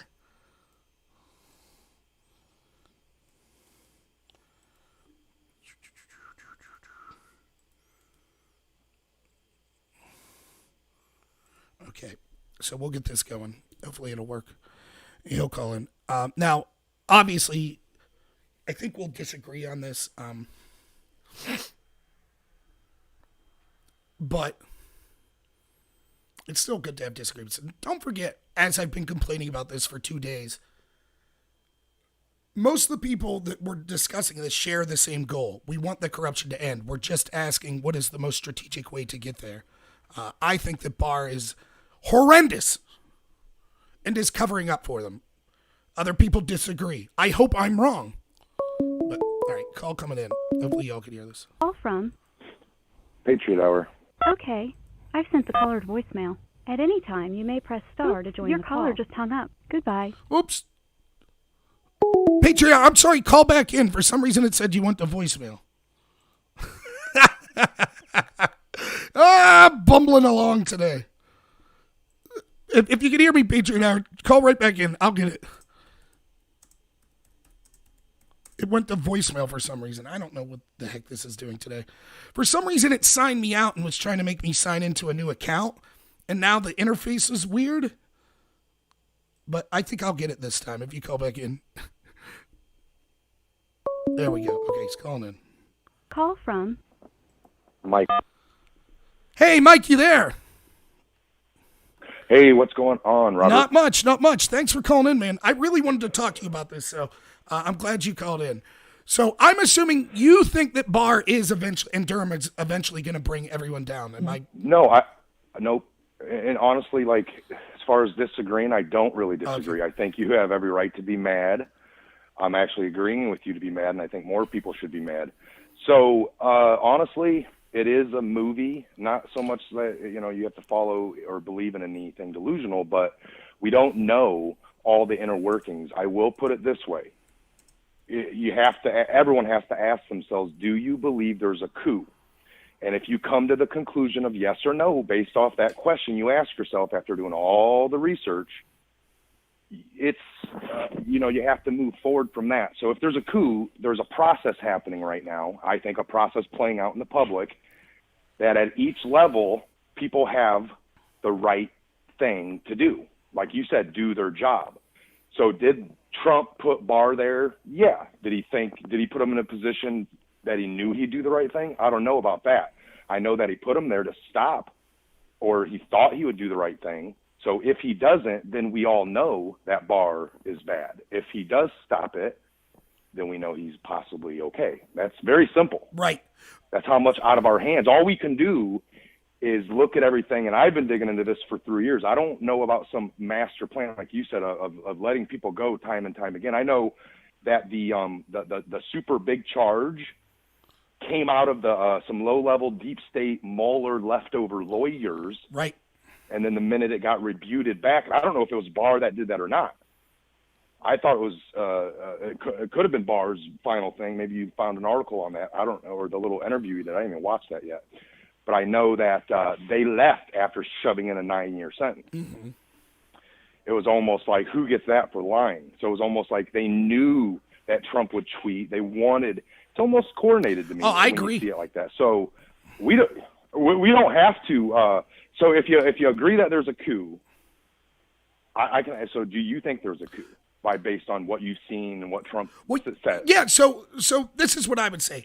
The 2 live streams I did the past 2 days were directed at the idea that Trump's got 2020 all wrapped up. I think that's a huge mistake because that's hubris and that stops us from fighting as hard as we can as individuals. Oh, yeah. You know, so you can never listen to any of that. Right. You have to go out and vote. So that was the first video I did. The video yesterday was directed to people that think that we shouldn't get upset when these criminals walk free because it's part of some greater plan. It could be. I fully admit that.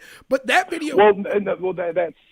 Yes, if there's a coup, I'm just going to keep reminding people because this is something that needs to be hit on.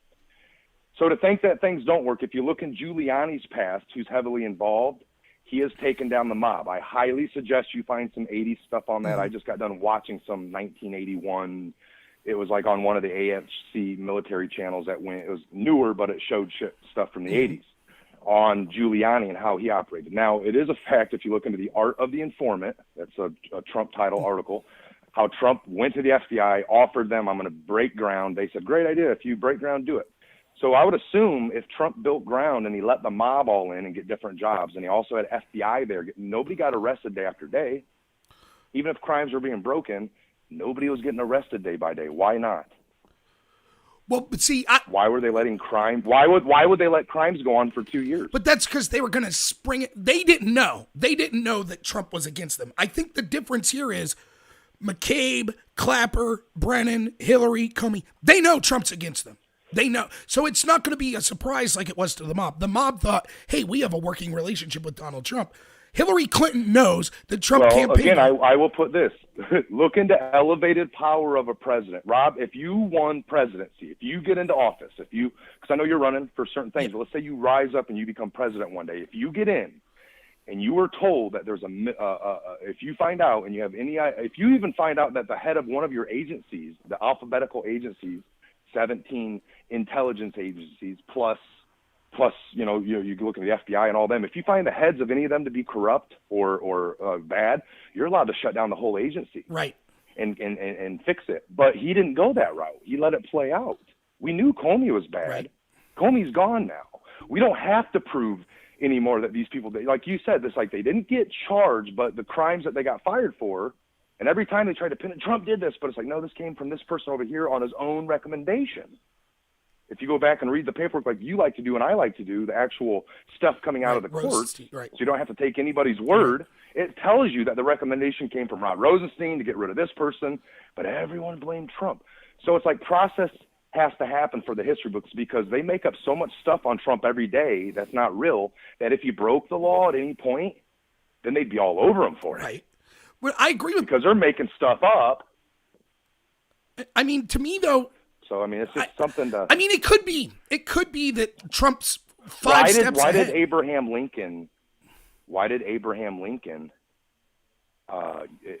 invoke the Insurrection Act? What was going on in the country? Like certain states were talking against the federal government or certain.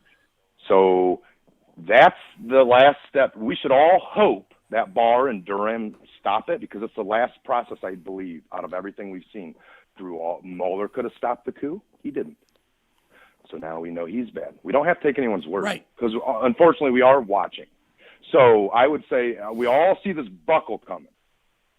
I can't even tell you right now if I would say I trust Barr or not. I'm saying let's wait. Based off what I've seen already, and if he's behind each one of those, and I don't think he is, I want to look a little more. I don't know if he's behind each and every one because I think a lot of those has come up from the DOJ lawyers. Yeah, sure. The people that are put in play. So I don't know how much stepping on he does. But let me. But if it comes, like you said, that why not take him down for a crime of lying and obstructing justice, the two that come with lying every time, slam obstruction on there and take Brennan down. Okay. When we know Brennan's whole big thing's overseas. He was overseas meddling around over there doing some stuff. Why did he enter the Ukraine with a false passport? Right, absolutely. You know? But here's what I'm saying. Like, you know how we talked about in Virginia, right? Like, I think Trump is smart enough to know half the people around him in his agencies are corrupt, or at least don't have his interest at heart. I think Trump knows that. Yeah, his pool to pick from. That's right. It was so corrupt that it's hard to find good people. It really is. So So a good businessman, by the way, my buddy has a hard time running. I told him something I read. It's inspirational, but you got to get good at firing, not hiring. Everyone's like, oh, you hire your brother and you want to stick with him as he screws you over, doesn't show up to work on time, does all this crazy stuff, but you keep him around and your business suffers. Instead of getting somebody in, and if they suck, you get them out of there, and you fire 10 guys in a week, and then finally the 11th guy is so good you can't let him go. It gives you every reason not to, because you went through the pool of 100 people and you found that good fish. Yeah, no, I agree, but my thing is this: what is our job as individuals? Like, I believe that this country is great because of the ideas of personal liberty and personal responsibility. So I'm always asking myself, what could I do to make this situation better? In this particular case, to end corruption.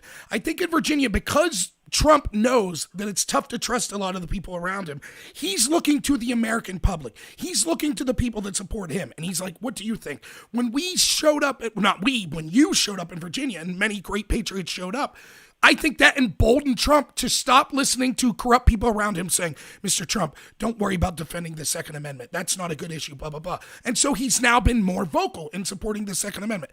Similarly, even if there is some plan for Barr and Durham to finally arrest all these people, I think that if Trump hears millions of us that are in the know speak up and say, we're mad as hell, we're not going to put up with these obvious crimes being left alone, we need to speak up and say that. I think Trump will start to say, yeah, what's up with that? Hey, Barr, it's time to act now.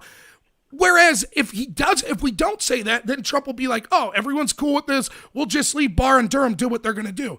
Then if it turns out Barr and Durham are either ineffectual or they're corrupt or whatever, we're screwed. It'll be too late by the time we realize. So I don't understand. Yeah, but my default my default is I will demand accountability. And if I'm wrong and Barr and Durham are going to bring it, I've done no harm to their case. But if they're wrong, or if we're wrong in thinking that they'll solve everything, and we were silent and we said, Rob, don't get angry. Like, I'm not saying you're saying this, but I have tons of people on my chat saying that. Don't get angry. No, you have every right.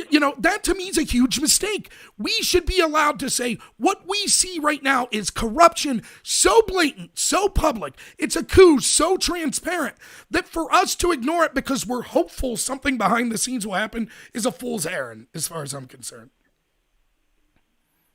Yeah, no, I agree. I'll wrap it up with this. I agree with you. I think, and everyone listening right now or in the chat, you guys, Rob, he has every reason to be angry, and we should be.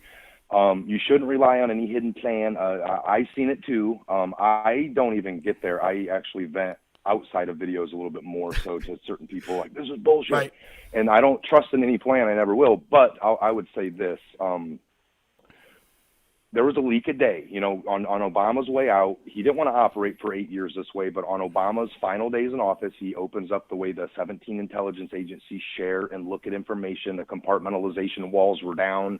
The way to capture people that were leaking or giving out information to the journalists would be easier detected because of access to certain levels of certain things, and you can narrow it down to an office. But the way Obama signed things and opened that, it made it a big spaghetti plate for Trump on day one of Trump coming in. And it's like, man, if that was good, why wouldn't you operate under that? No, that's something that was really crazy to do, but he did it. And all the leaks started for one day, almost for every day of Trump's first year, and there was a leak. Not good for Trump either, things that would hinder him working with foreign countries and trying to do things. So you would think that Trump comes in, he's like, oh, we need to put this on a private server, maybe in the White House, not a private server in New York or something, but in his own, in the White House. Is still like, but then it comes out bad in the media that Trump's trying to hide stuff. And the reason I know that happened is because intelligence leakers couldn't get the information they were looking for. So therefore they go to the media with the leak of that he's hiding things. So then it comes out. See, I understand that fully, and I know a lot of people do not. Yep. So when you look at it that way, you think Trump just came in and was scratching his head that day saying, I want some stuff on a private White House server. come to find out, Obama put the same phone calls on Yep. this private White House server, separated from all other branches or intel agencies snipping into it. So I don't think we have to worry. I know that Trump's going to declass everything. We've got the JFK files way earlier. 4 papers left not declassed because it names people involved that are going to be very shocking, but those will get declassified, those 4 papers. Everything else he's declassifying one by one. There's no reason to hide anything because he hasn't been around 30 years, so he has nothing to hide. It's not going to be declassifying everything from except for when he got into office. It'll be all the way up to current him backwards, and then everyone can see. How many people are going to read that information? I don't know. I know channels like you will be digging into it. I will be. We'll be getting it out to our viewers, and it'll be the truth because you don't have to believe this person, that person. But on that bigger scale, we should all hope, like you said, because these people are put in the right position and they have free will, whether they're blackmailed or have alliances or have done dirt in the past. I don't know if there's some bigger master plan, but all I know is they are put in a position, and if there is a coup, and a lot of us believe there is a coup, I know you do, and myself. So if they don't, if Durham doesn't stop it, if Barr doesn't really stop it, then we know. And now I don't know what's left. There's been so much process, 3.5 years, different case, 5, 6 investigations. Nobody's stopped it. Does Trump start echoing all of a sudden opposite of what he's been talking for 3 years, or does he keep going with this is crap? Now he starts attacking Barr and Durham publicly because that's what I've seen. People that he aligns with, oh, he's a great guy, and then boom, he's horrible. And it's like, well, Trump put him there. That's been one of the biggest things from this person's a Republican, and Trump put him there. That's been a huge thing for the left in the media to throw in our faces. That like it kind of confuses you. Like, but wait, a Republican and Trump put him there. And how does this work? That's why I think it's important that we're so vocal right now in seeing the corruption that's being let go. Because if that happens and Trump says, look, okay, it's time to get rid of Barr and Durham. I'm going to declass everything. The argument will be, even Trump supporters said Barr was a great guy. So now, even when Trump's declassifying the documents, just like we saw, the WikiLeaks emails were true. No one denies that they were true. But the media and the establishment were able to spin to tell the average American, don't look at these. Don't look at the WikiLeaks because the evil Russians. It'll be the same thing. They'll convince millions of Americans. We'll read them to you. You come here. We'll break it down and explain it to you. And they'll convince millions of Americans, don't believe your lying eyes. Don't even read the declassified documents. If there was something to them, Durham and Barr would have taken care of it. So if we're out there now forcibly saying this is crap, these people broke the law, we could publicly see them, hold them accountable, then if they do suck and Trump declassifies, we could say, as people with personal integrity, we said all along that these criminals should have been brought to justice. Now the evidence is right there. We don't have to go through the middleman. Let's read it for ourselves. So that's what I'm hopeful of too. But I'll wrap it up. Yes, I'll wrap. I'll get off. I know you got a little bit more to do and get out, and it's important, and you're doing great work. Thank you. You do too. Thank you. Just say this with that. What does it take for military intelligence to take over all other 16 levels? If you find treason or corruption, a coup, an active coup going on, the military gets to act in elevated levels with the president, and they are actually certain. Trump did not put this into play. This is something that's been around for a long time. So I believe he's acting in elevated measures, and he's protected with military, and the intelligence is actually at the very top of the pyramid of all other, which normally they don't get to do. The military never gets to turn their signals and open up the floodgates to all the other agencies. It's always been very, very separated. But when you find this going on, and I can throw you these codes and these deep acts that you find. Mm-hmm. So then it gets to this. If there is a coup and these people stop to do it, and we've exhausted, this is a huge DU, I know, every legal process for the history books. That way there's no variation. Nothing could be said about, they jumped over this and did this, and they spied on Americans. That's how do we get this information on these other fellow Americans doing crap here in the country? Yep. Because they've been deemed to be treasonous. So it's all collected. I know that they're looking at it. They got everything. If they don't stop it, it's up to Trump to stop it with the military, and we might see something called the Insurrection Act of 1871 opened, which is very scary. But that's Hollywood. They've always showed it to be, they're going to stop you and keep you from driving, and you're all roadblocked and your guns are taken, and it's very bad. We don't want it. I agree. But if you read into it fully, it can be used to root out a coup that is trying to overtake the government. Right. I agree. So that's something that, hey, how does that work? You know, do you need Barr's approval? Not if they're corrupt. Right. So we have to find out who's corrupt. And the people now are seeing it for their own eyes for the first time. So hope that Barr stops it in Durham. If not, add them to the list of bad people. Yeah, I agree. Yep. Unfortunately. So, and I think, like you said, you're seeing that they're not. Right. So keep calling them out. Keep doing your thing, brother. I appreciate your channel. You too, man. We'll do another show soon. I would love to. And we'll talk soon. All right, man. Thank you so much for calling in, too. We'll talk to you soon. So, yeah, everyone, that's the Patriot Hour. I'll try to get a link to his show real quick. Fantastic channel that you need to check out. And he's absolutely right in what he's saying in that, look, this isn't the end-all be-all. If it turns out that Barr drops the ball through ineptitude, through corruption, whatever, it's not the end-all be-all. We still have things like the Insurrection Act. I hope that we could get there without going through that process, because one of the things is, no matter what's done, whether it be something like the Insurrection Act, whether it be something like Barr actually holding these criminals to account, or Durham, what's going to be necessary is that we convince the masses in the middle of the country, whether they be right, left, moderate, in between, ignorant of the process, whatever the situation is, we have to convince them of our righteousness, of the righteousness of rooting out the swamp. If we don't convince them, then there will be enough public pressure for the corrupt to go against the draining of the swamp, and they'll end up winning. The power is in numbers. The power is, like I say at the beginning of this show, it is the establishment, the corrupt. Their way they win is to keep the masses ignorant. The way we win that are fighting the corrupt establishment is to inform people of the truth. Not our spin, not our own corruption to go after the corrupt people. The truth. That's what I'm doing today. And so what I was telling Mike there was, on my first episode this weekend was, don't get too cocky. Don't get too confident that Trump's going to win in 2020, or that we're going to root out all of this corruption, because it leads to complacency. The second thing I was saying is, we need to call out Barr for these obvious crimes. And I gave reason after reason, even if you think that Barr is going to eventually charge people on higher crimes, why he should still be charging people for the crimes we see right now, and why, as individuals, us advocating that, getting angry, demanding this action be taken, makes that action more likely to be taken. And then today's episode is, just like the Patriot Hour was saying there, proving the coup, proving the corruption. That's what today's episode's been. So hopefully I've outlined the case for McCabe and Brennan and why they're both corrupt. Now, I will say again as a caveat, I could be entirely wrong. Barr and Durham could come out, hold the criminals to account. Everything could be hunky-dory by 2020.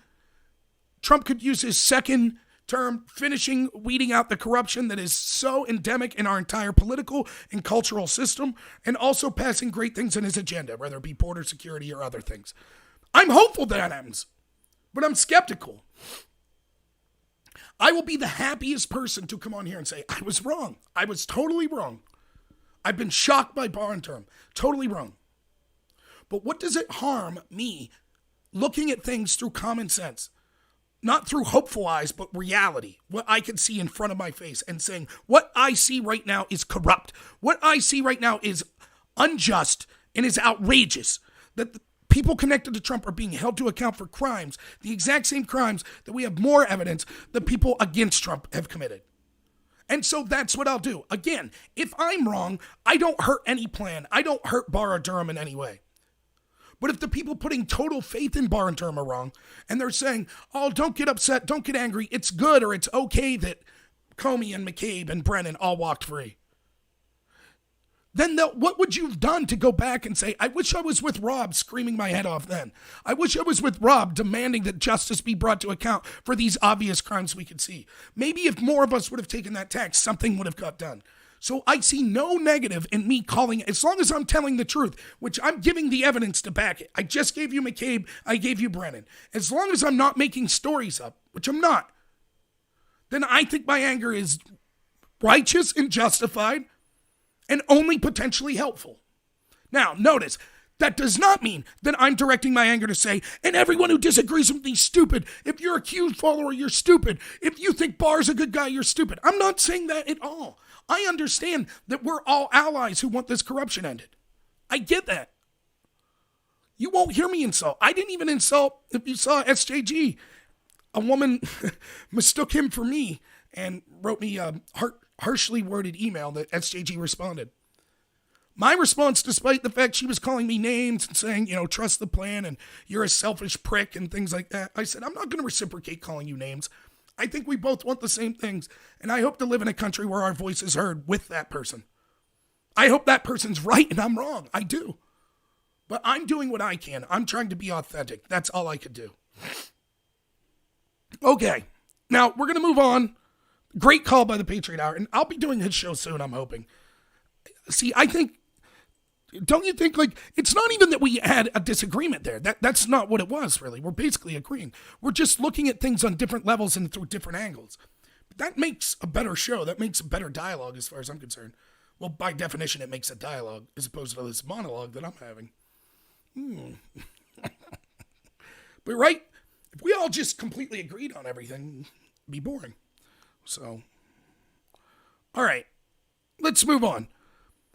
Any questions on McCabe or Brennan? I think I outlined the case pretty clearly. If I see anything in the chat, if anyone has any, I saw someone said by the name of 45 is corrupt, meaning President Trump is corrupt, said, how come a bunch of people connected to Trump are going down if he's not corrupt? Right. That's the whole show, because the system's corrupt. Like that, if I say the investigators, the establishment's corrupt, and that's why I'm proving a double standard between people connected to the left or the establishment left that do the same crimes as people connected to Trump, but only the people connected to Trump are charged. And your response is, how come they were charged? That's not responsive to anything I'm saying. My entire video is an answer as to why those people were charged, because the system's corrupt. That's why. Of course there's corruption on both sides, absolutely. So, all right, moving on. Now, for those of you who've been watching me the past 2 days, this may look familiar to you, this article. So we got McCabe, we got Brennan. Let's go to Clapper. So far we have the second head of the FBI. You got the head of the CIA. Let's go to the director of national intelligence, Clapper. He always looks so frumpy, doesn't he? Look at that picture. He looks like he needs some soup. Declassified congressional report. James Clapper lied about dossier leaks to CNN. April 27, 2018. Buried within a newly declassified congressional report in Russian meddling in the 2016 elections is a shocking revelation. Former DNI James Clapper not only leaked information about the infamous Steele dossier to high-level government briefings about it to CNN, but he also lied to Congress about the matter. And may have lied. Let me be clear. I don't want to, mislead people. But he did lie, you'll see. In one of the findings within the 253-page report, House Intelligence Committee wrote that Clapper leaked details of the dossier briefing given to then-President-elect Donald Trump to CNN's Jake Tapper, lied to Congress about the leak, and was rewarded with a CNN contract a few months later. Boy, that doesn't sound like draining the swamp to me. Lied to Congress. Remember, if your name's Stone or Flynn or Papadopoulos or Cohen, and you lie to Congress, oh, shame on you.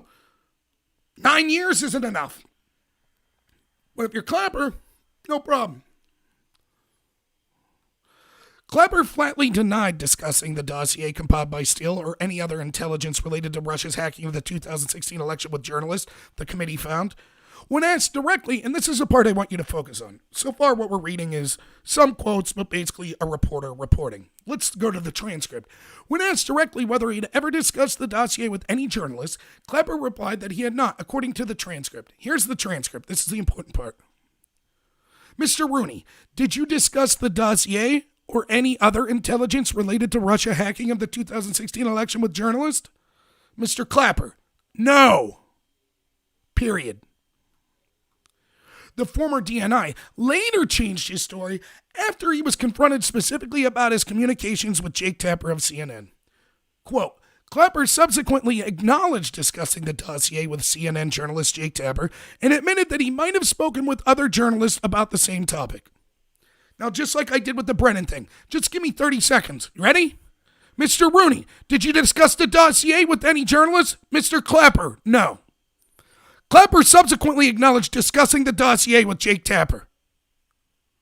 Mr. Rooney, did you discuss the dossier with any journalist? Mr. Clapper, no. Clapper acknowledged discussing the dossier with Jake Tapper. Now, I know that me and you might know that Jake Tapper isn't a real journalist. Perhaps that'll be Clapper's defense. Please, you fools consider Jake Tapper a journalist? Please, CNN's just a propaganda mouthpiece for us, such as me and the DNI, the head of the CIA and the FBI. If that's Clapper's defense, I'd gladly like to hear him testify in front of Congress. But it's clear, did you discuss this with journalists? Clapper says no, and then he says, yeah, I did. I discussed it with Tapper and maybe some other journalist.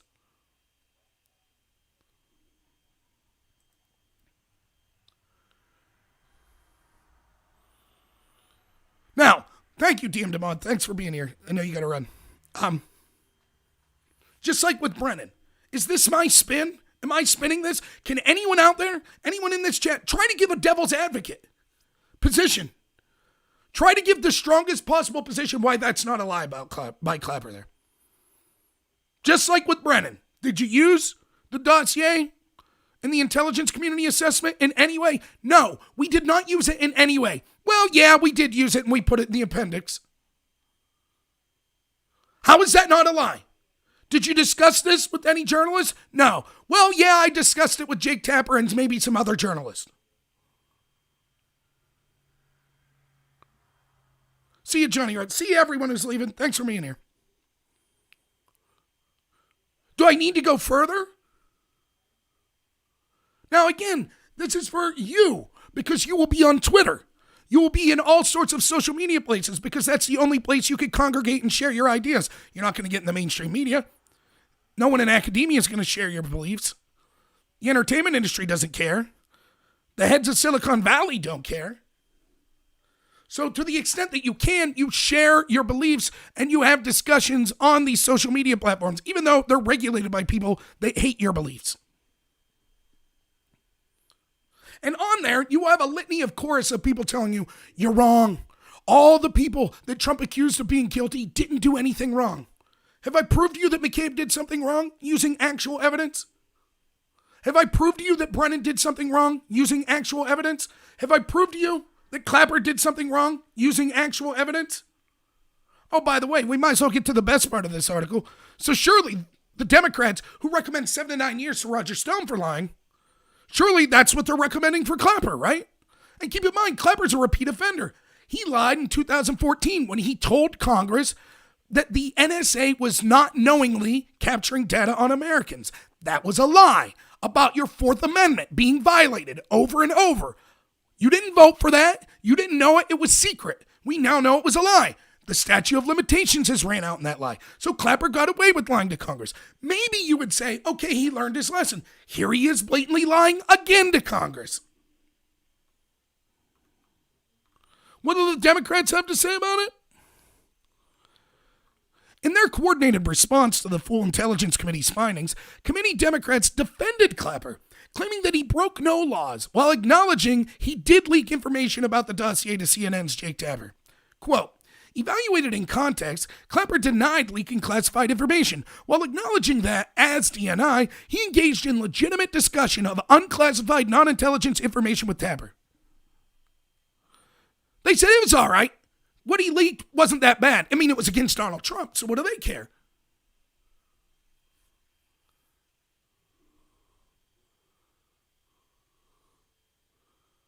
It was a legitimate discussion. They acknowledged that he did leak the information, right? They acknowledged that. That's what it says. In their coordinated response, the Democrats defended Clapper, claiming he broke no laws, but acknowledging that he did leak information. What did Clapper say? Let's go back up. Did you discuss this dossier with any journalists? No. So the Democrats know that Clapper lied. He said, no, I didn't release this information to journalists. Then they say, we acknowledge he did, so that's an acknowledgement. We acknowledge James Clapper lied, and we don't give a shit. That's what the Democrats said. We don't care at all. The same people that are outraged that you might even think that for Roger Stone lying, he doesn't deserve 9 years. They look at this, they say, yeah, there's James Clapper. Yeah, he lied. So what? He was lying to hurt Trump. I don't see what the big deal is. The guy shouldn't be charged. We're going to hire him at CNN.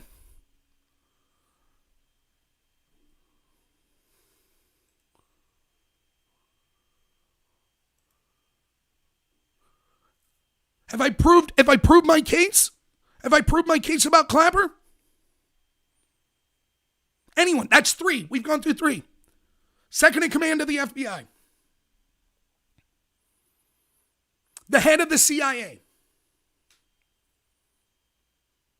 The director of national intelligence. All the heads of all these agencies that are accusing Trump of all sorts of shenanigans and investigating him.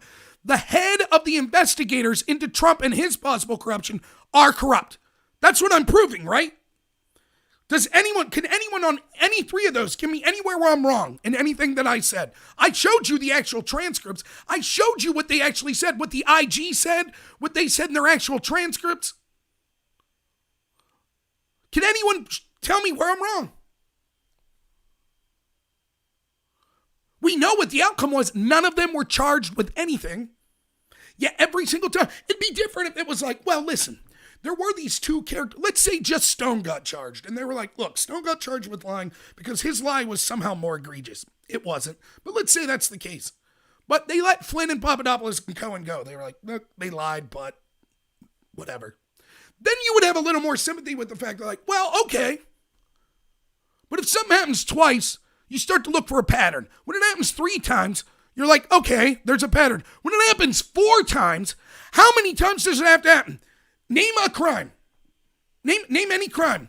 Failing to register as a foreign lobbyist. Okay, if you're connected to Trump and you do that, you go to prison. If you're connected to Hillary or the intel agencies and you do that, no problem whatsoever. How about lying to Congress? Okay, if you're connected to Trump and you do it, every single time you're recommended for charges. If you're not connected to Trump, every single time you're totally let go. Every time. There's not even an outlier. That's 3 of the top investigators in the country that have gone after Trump. Proven. Committing the exact same crimes they're demanding people connected to Trump be charged with.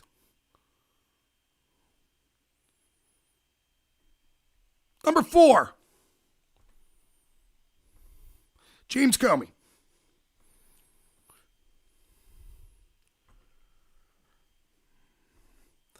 This is from a website above Top Secret. I'm Grambler.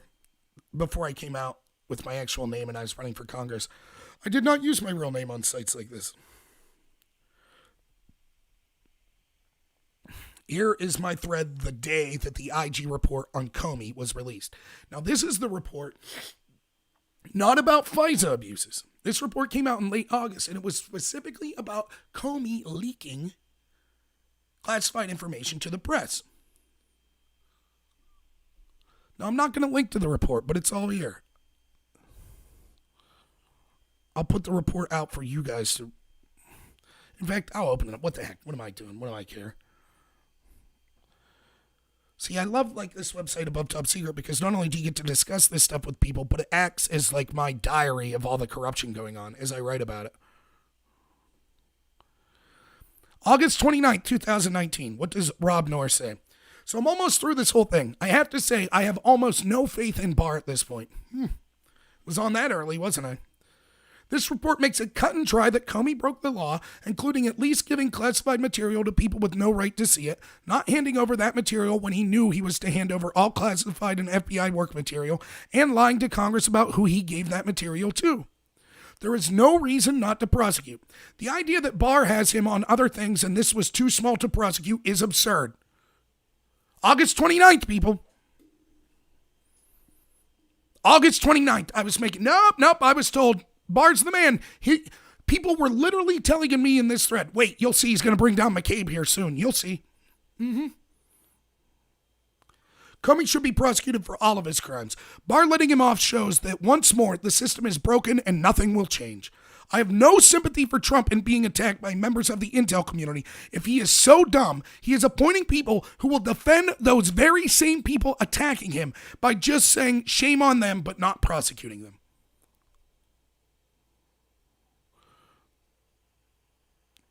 I was told by this poster, yeah, but this is different. It puts all the corruption out in the open.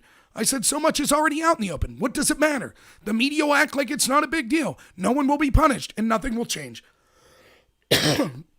Criminals in the intel community will continue to be above the law and influence our elections more than Russia ever could, and the majority of people will forget about this story in a week or think it's no big deal because no one was arrested. You hear people in the public talking about this story? About the IG report and Comey? Nope. Boy, looks like Rob was right in August 29, 2019. Heck, the usual crowd will be all over the media and even ATS saying, see, Comey didn't break any laws. Yep. Even Comey himself is bragging right now. If Trump's DOJ lets this slide, he deserves all the tax he will receive here on out from the intel community. And that's absolutely true. Trump should have listened to Rob Noah on August 29, 2019 and got rid of Barr and demanded that the IG's criminal referral be upheld by people at the DOJ. I said if he doesn't do this, the attacks on Trump will only intensify and continue unabated. Well, what have we seen since then? An impeachment, more calls for impeachment inquiries, etc., and so forth. I was absolutely right. But I was told, no, just like I'm told today. Here are at least 3 laws I believe this shows Comey broke. 1, he did not return the memos to the FBI when they came to his home and requested all FBI material be returned. Comey says his reasoning for this was that he felt they were his and not FBI property. But everyone at the FBI, even his friends and colleagues, disagreed with him on that, showing this was an absurd claim. Page 57 shows that Baker, McCabe, Rebecca, and others who were aware of these memos all along always assumed them to be FBI property and had no clue Comey had retained this FBI property, some of which was classified. Now, I will admit I can't find the exact law, but this is illegal. Page 57. Let's do it. Lest I be accused of making stuff up. From the IG report and Comey, page 57. Even if the memos contained some amount of personal information, as Comey claimed, this would not change the memo status as federal records. The FBI records management policy states if a document contains both official and personal information, it, quote, must be treated as a federal record. In addition, the format of the memos as emails or informal documents does not alter their status as FBI records. Under FBI policy, so long as the records are created, quote, in the course of official duties, as the memos clearly were in this case, quote, the methods or the medium involved does not affect their status. None of the members of Comey's senior leadership team agreed with or defended Comey's view that these memos were personal in nature. Instead, McCabe, Baker, Priestap, and Rebecca each told the OIG they considered the memos to be records of official FBI business between the president and the FBI director. McCabe described the memos as, quote, a record of Comey's official engagement with the president. Baker told the OIG that the Comey's memos were, quote, were discussed in the office in connection with Comey's official responsibilities. And Priestap characterized the memos as FBI work product, quote, produced by the director in his capacity as director. After Comey was removed, the memos were uploaded to the FBI's case management system in connection with an ongoing FBI investigation, and Rebecca took steps to ensure that the original memos were inventoried and preserved with the rest of the director's official records. For the above reasons, we conclude that the memos are official FBI records as defined by statute, regulation, department and FBI policies, and Comey's FBI employment agreement. Because they are official FBI records, Comey was required to handle the memos in compliance with all applicable department and FBI policies in terms with the employment agreement. Now, how many other people, did I do that right? I hope I did that, yeah. Anyone else? You got any other content providers actually going through the transcript and showing you this? Now, I'm not going to go through the memo and show you, but what Comey did was he made copies of these memos and then kept them in a safe at his house. And then the FBI, when he was fired, they send a team to come into your office and to come into your home and collect all official FBI property. Comey lied to them and said that he handed over all the property and did not tell them that he kept these official memos in his safe. Memos which he would then leak to the press, which were official FBI documents. So the first law he broke was refusing to hand over FBI material. He lied. He said that it was all handed over. He lied.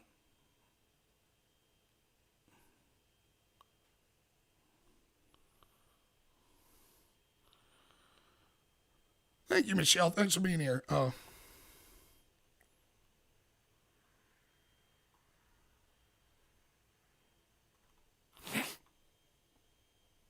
So we got that. That's crime one Comey broke. Got it? That's the official transcript of the IG report. Moving on. This is me writing, again, August 29th, 2019. Complaining that Barr declined to prosecute Comey when it was recommended by the IG. Number 2, giving the FBI only and classified material to people with intent to disseminate it to the press.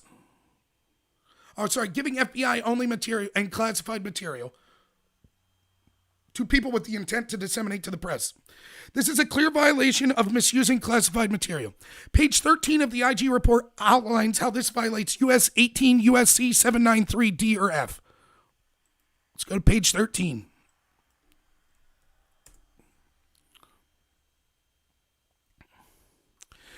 The Federal Criminal Code contains statutes addressing the mishandling or release of classified information. For example, 18 U.S.C. 793 D and F are felony statutes regarding the mishandling of classified information related to the national defense.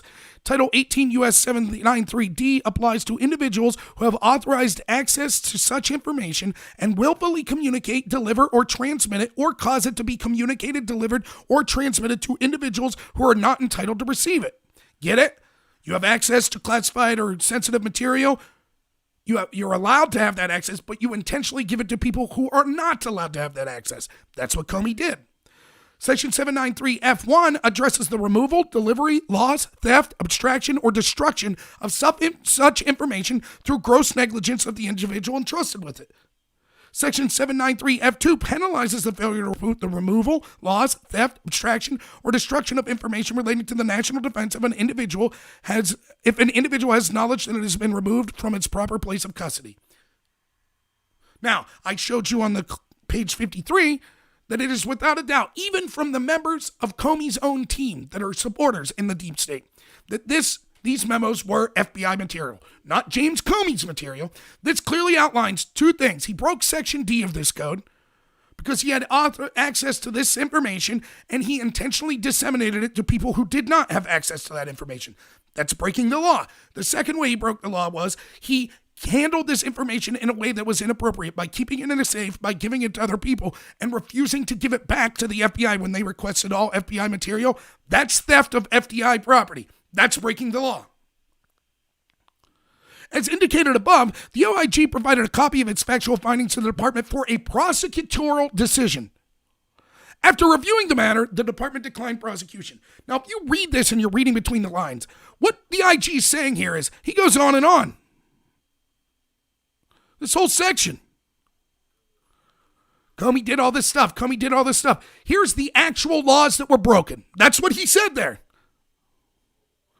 Why would he include these codes? He's saying they broke this law. The Federal Criminal Code contains statutes addressing the mishandling or release of classified information. Then he cites the laws. He says, we provided these laws and the factual findings to Bill Barr and the DOJ. We said we're recommending a prosecutorial decision. And Barr said no.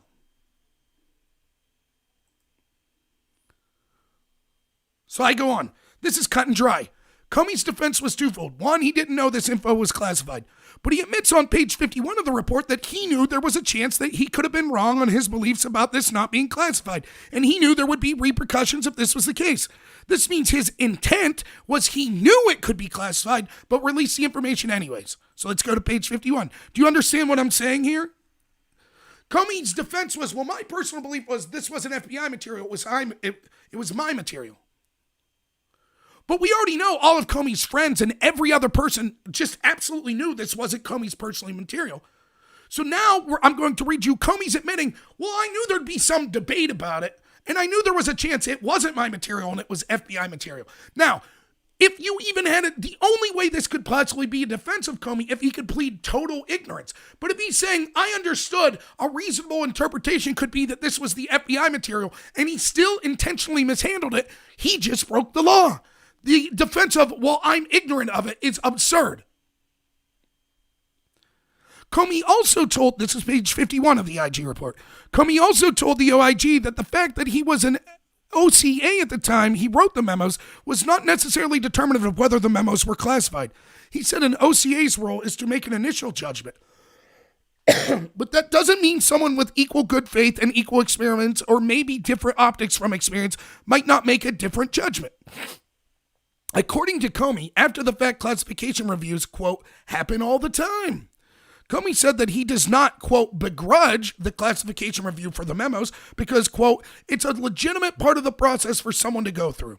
Comey compared being an OCA to being an umpire and said that as an OCA, he had to, quote, make the best judgment he could in the moment, but that it is, quote, totally legitimate for people to dispute that call after that. Or say, quote, he blew that one and it was wrong. Comey told the OIG that it's the agency who owns the information that gets to make the final judgment. Get that? The agency that owns the information. Not Comey. He's recognizing, well, the FBI owns this information. Therefore, he mishandled their information. That gets to make the final judgment. And that he has no standing to make decisions about that sort of thing anymore. Comey said he understood that the obligation to protect classified information in the memos existed, even though he viewed the memos as personal recollections. Do you see what he's saying? I knew at the time that reclassification reviews happen all the time, and this could be deemed classified material, and it could be deemed material belonging to the FBI or sensitive material. He knew that, quote, what did he say? Someone operating in equal good faith and equal experience, or maybe different optics from experience, might make a different judgment. So he knew. He's basically saying, I assumed it was my material and not classified, but I knew at the time that the FBI may disagree. So in that case, you default to, you ask the FBI if you're allowed to disseminate that information. You don't lock the information in your safe, not tell anyone you've done that. Tell the FBI you've given them back all their material and then leak it to the press. That is a clear-cut violation of the law that the OIG outlined on page 13 that I just read to you. Now, the OIG recognized this, and that's why he recommended Barr prosecute Comey. But Barr declined.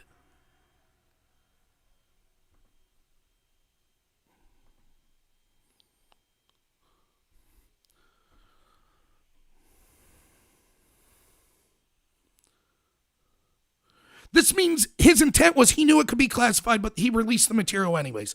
The reason he gives for not asking others at the FBI permission to keep or leak these memos was that he felt it would jeopardize the ability for the memos to be made public.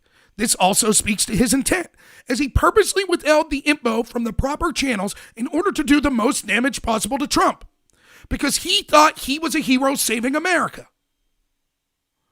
Allowing Comey to get away with this means the precedent has been set that anyone at any level may release classified info to the public and not be charged criminally so long as they feel the information should not be classified and they are helping the country. That's what Bill Barr set the precedent for. Even if they get Comey on a coup later, the lesson is just don't do the coup. It's okay to release classified information, perfectly fine. Just don't do anything beyond that. Well, unless you're connected to Trump, and then of course you would go to jail for the rest of your life, but... Number 3, Comey lied to Congress. Page 52 and 53 outlines a question he was asked in front of Congress. Susan Collins asked, quote, did you show copies of your memos to anyone outside the Justice Department? Comey says yes. She then follows up, quote, and whom did you show copies?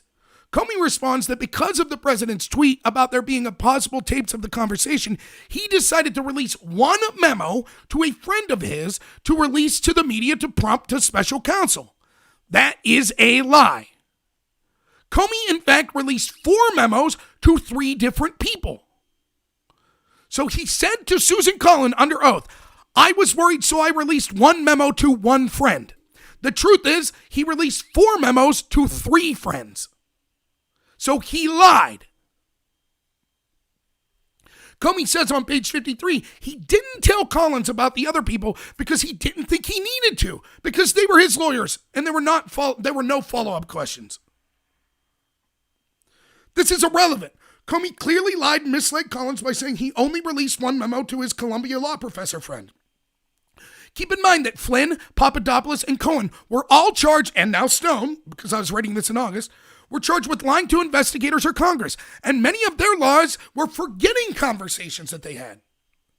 Comey actually lied about a direct question that was material to the hearing at hand. Who did he release this FBI classified material to?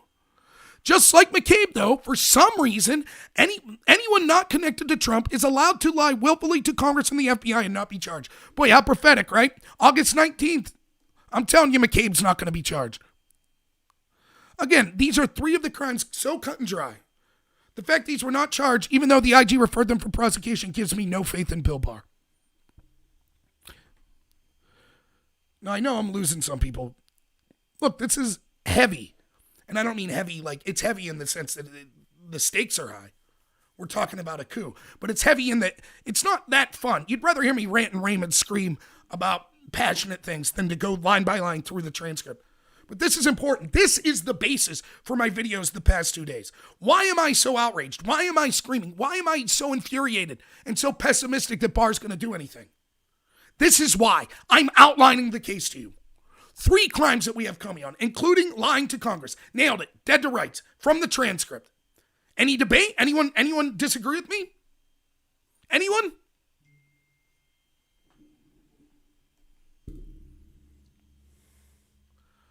Have to get going soon, huh?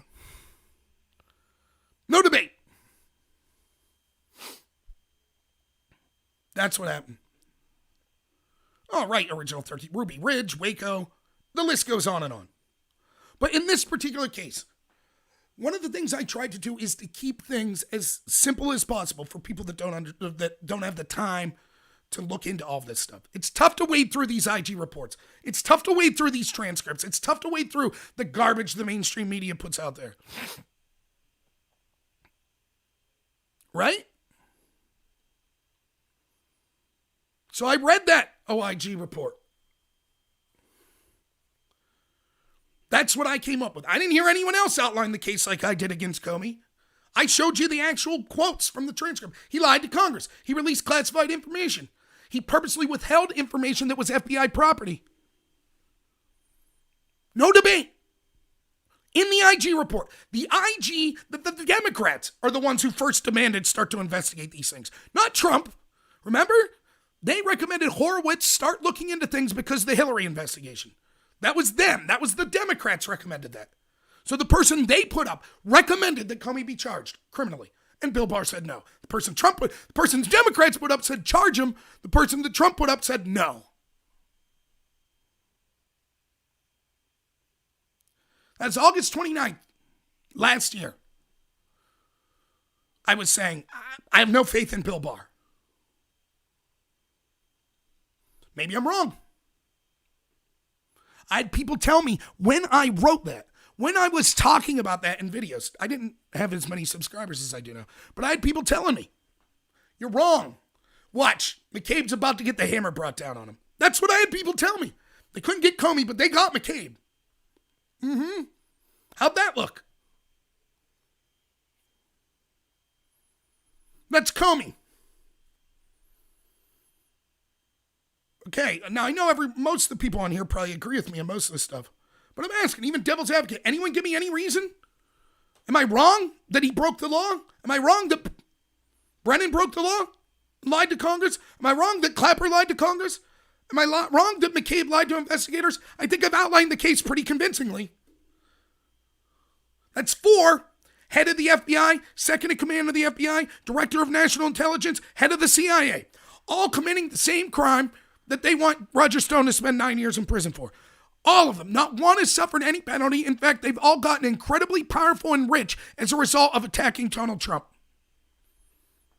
Their crimes led to their personal enrichment, and they were not punished at all. Roger Stone's crime led to the bankrupting of him, and he's going to go to prison. Michael Flynn's supposed crime led to him being bankrupted and his life being ruined and fired from his job. He don't got a cushy job at CNN, does he? Papadopoulos, same story. Carter Page, same story. Cohen, same story. Manafort, same story.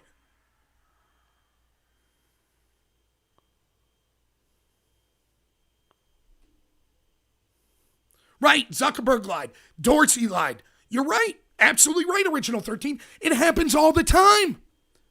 That's why I said from the outset, if Trump people committed crimes, that's fine. Hold them accountable. I just want equal application of the law. Okay, lying to Congress is a big deal now? Fine. Then start locking up every single person that lies to Congress. Instead, it's just, we'll just lock up the people connected to Trump every single time.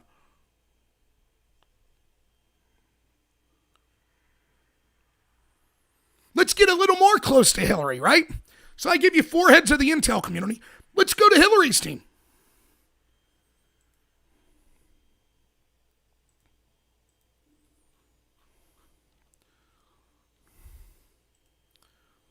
From Rob's time capsule, 2017. 2017, I've been ranting and raving about this. And I've been told, trust the plan. Don't worry, everything will work out. You ready? December 5th, 2017. We all know who Strzok is by now, the FBI agent and Mueller team member who was seemingly involved in every crucial point of the Hillary and Trump investigations. The same guy who apparently texting anti-Trump, pro-Hillary messages to his mistress who worked in the FBI. Many people have said just because he was biased doesn't mean it affected his job. Well, let's look at this more closely. Strzok interviewed Flynn in what has been characterized as sort of an ambush without Flynn's lawyer there. It's 2017, I'm saying this. And ultimately, Flynn was charged with lying to the FBI. Now, as almost all of the left-leaning members here have told us, lying to the FBI is a big deal. I agree. So fine, he's charged. Which I later proved that Flynn didn't lie to the FBI, but fair enough. If he lied, he's charged. Now, Strzok also interviewed Hillary and people like Huma Abedin and Mills in the email investigation. Those are Hillary's lawyers. Let's see how that went. It's from the Daily Caller. The FBI agent who was fired from special counsel Robert Mueller's Russia investigation team for sending anti-Donald Trump text messages conducting the interviews with 2 Hillary Clinton aides accused of giving false statements about what they knew about the former Secretary of State's private email server. Neither of the Clinton associates, Cheryl Mills or Huma Abedin, face legal consequences for their misleading statements, which they made in interviews last year with former FBI Section Chief Peter Strzok.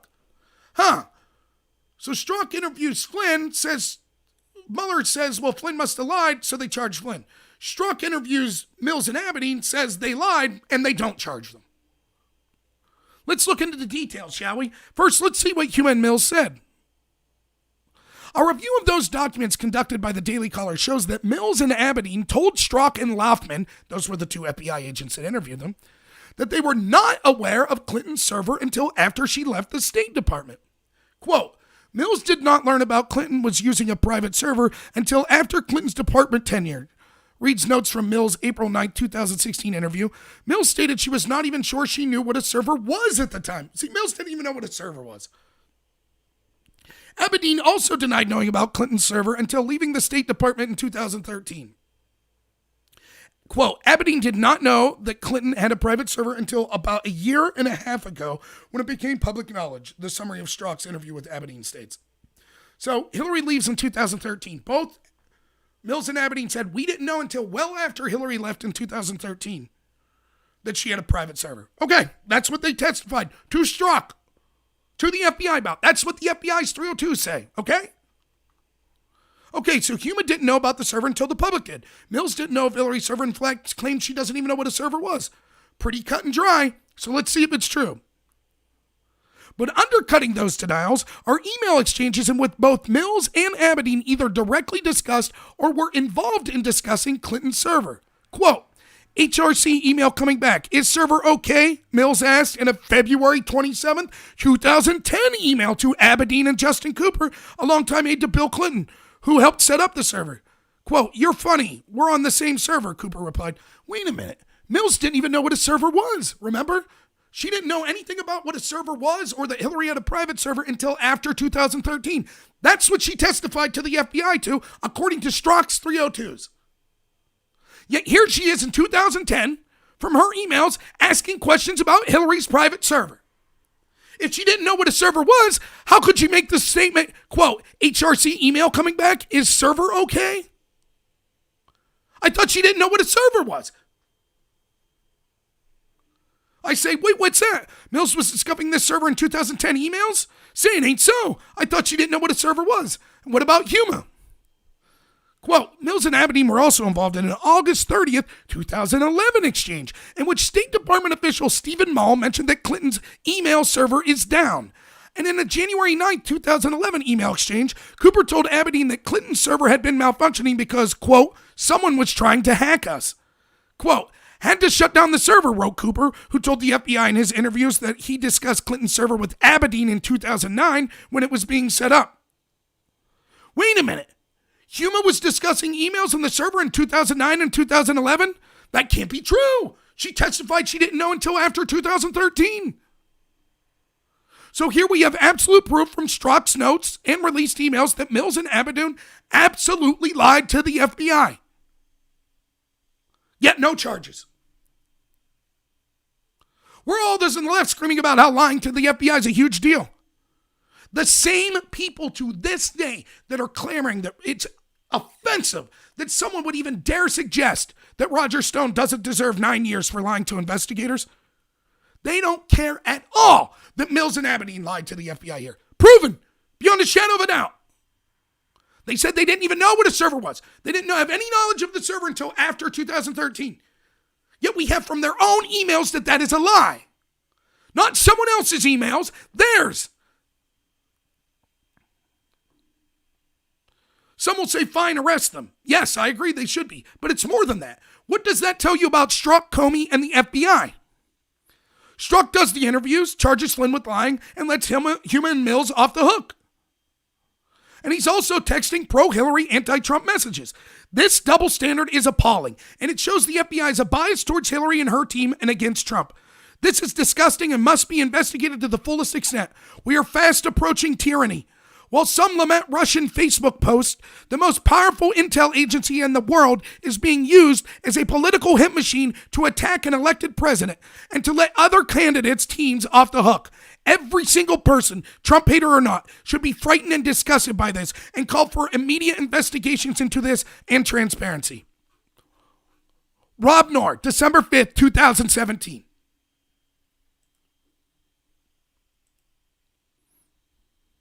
Did anybody listen to me? Did the Republicans that we elect, did they demand transparency? Did they demand investigations? Do you hear them every night when people are saying Roger Stone lied? Do you hear them saying, yeah, what about Mills and Abadoun? Do you hear that? Do you hear one of them? Do I have access to more information than our elected Republicans? Nope. I'm some poor schmuck living paycheck to paycheck, working 80-something hours a week. On my free time doing these videos because I care about the country. Did you know that blatant, from their own words, their own emails, proof that Mills and Abadoun lied? By the way, I'd later go on that same article, or same thing I wrote up in 2017, to say that the FBI agent that interviewed Hillary said that it, quote, defined credulity that she thought the C on the top of the government material was alphabetical order. In other words, Hillary lied, and they knew it.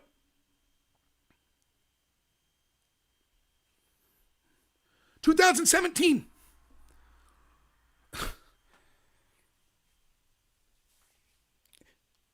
Then we lose the 2018 election. When I say we, I don't mean Republicans. I mean the country.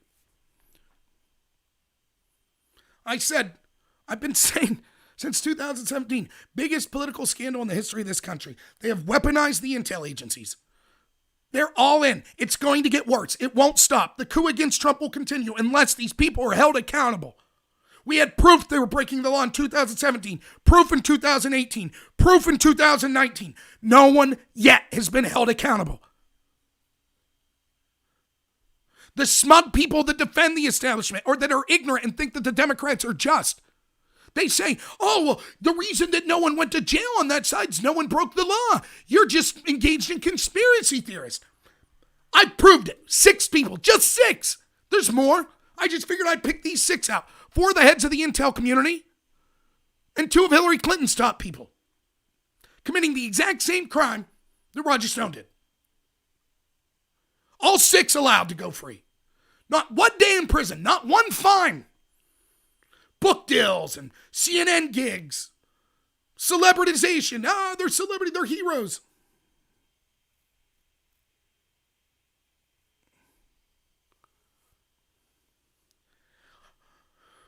I've done probably 15, 16 hours on the IG report of the FISA abuse. I did a 4.5-hour video in addition to hours upon hours more of the entire corruption with the Ukraine scandal. I'm just some normal guy. I could prove these cases beyond a shadow of a doubt. Not just to Jake Tapper or to someone at CNN or to some establishment fake journalist. I'd prove it to a jury. I have no experience whatsoever in law. The evidence is blatant. I don't have to have a bunch of chalkboards and say, well, wait a minute, it looks shady that this happened and this happened. We can talk about that stuff, and I do. I'm spending almost all my time saying, Mills and Abedin said this. This is their words. We did not know about the server until 2013. Then their emails say, hey, we're talking about the server in 2010. Those two statements can't both be true. So they lied. Not my conjecture, their words. I went through. I showed you exactly what McCabe said and how he lied. I showed you exactly how Brennan lied to Congress. I showed you exactly how Clapper lied to Congress. I showed you straight from the IG report exactly how Comey lied to Congress and committed other crimes and was referred to for criminal prosecution.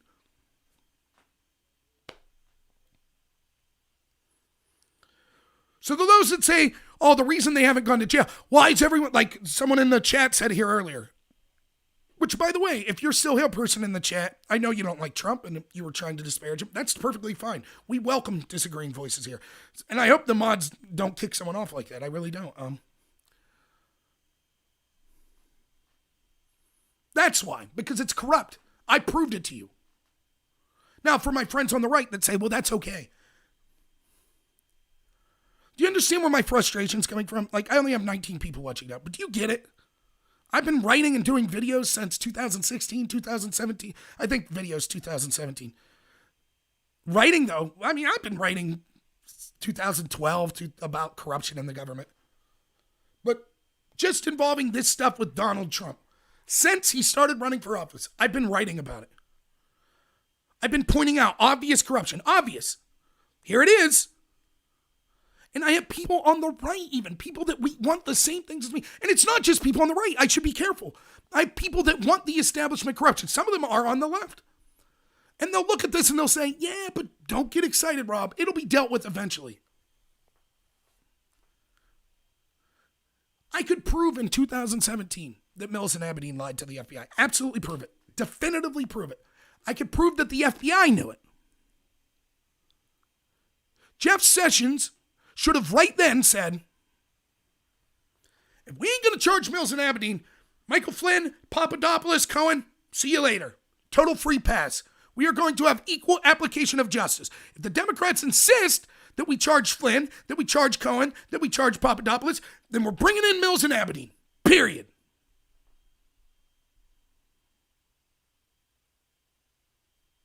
Yeah, I agree, Modus. And Truth Seeker 777, I don't blame you for not trusting Trump. I say this all the time. I do not put my faith in any human. I believe in personal responsibility. I try to affect things.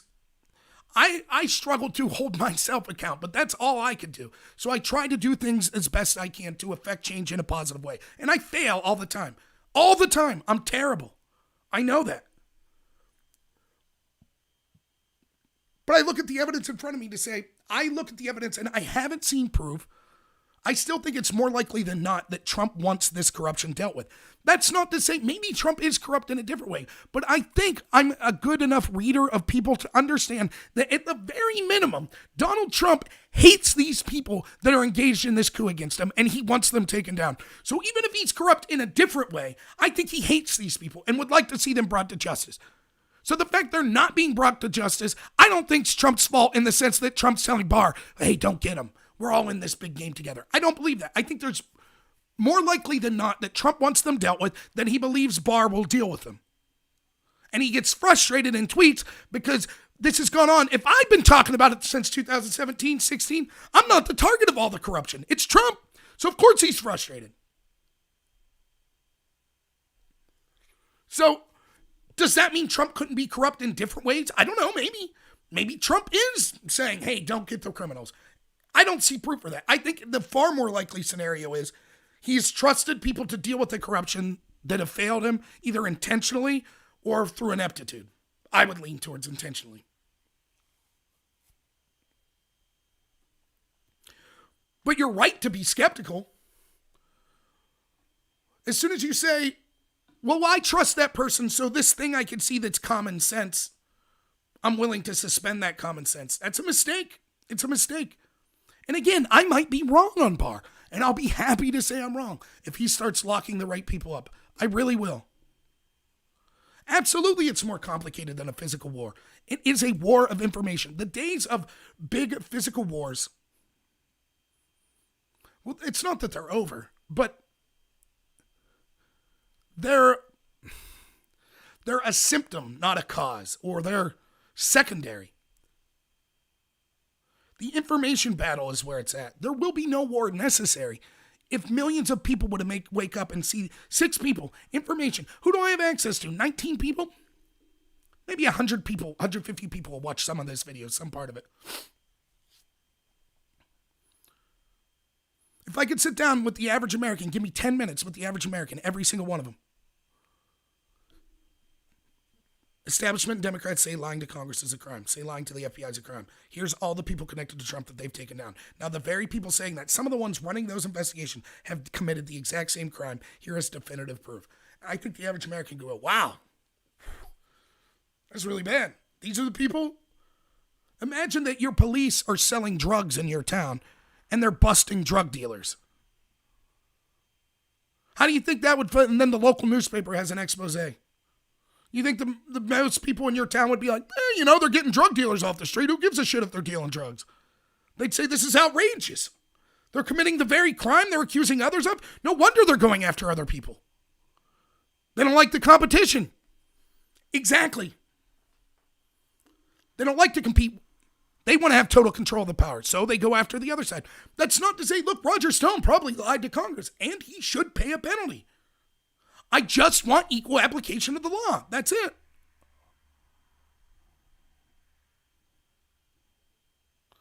If Trump declares martial law or the Insurrection Act, what happens? It depends who wins the information battle. If he declares martial law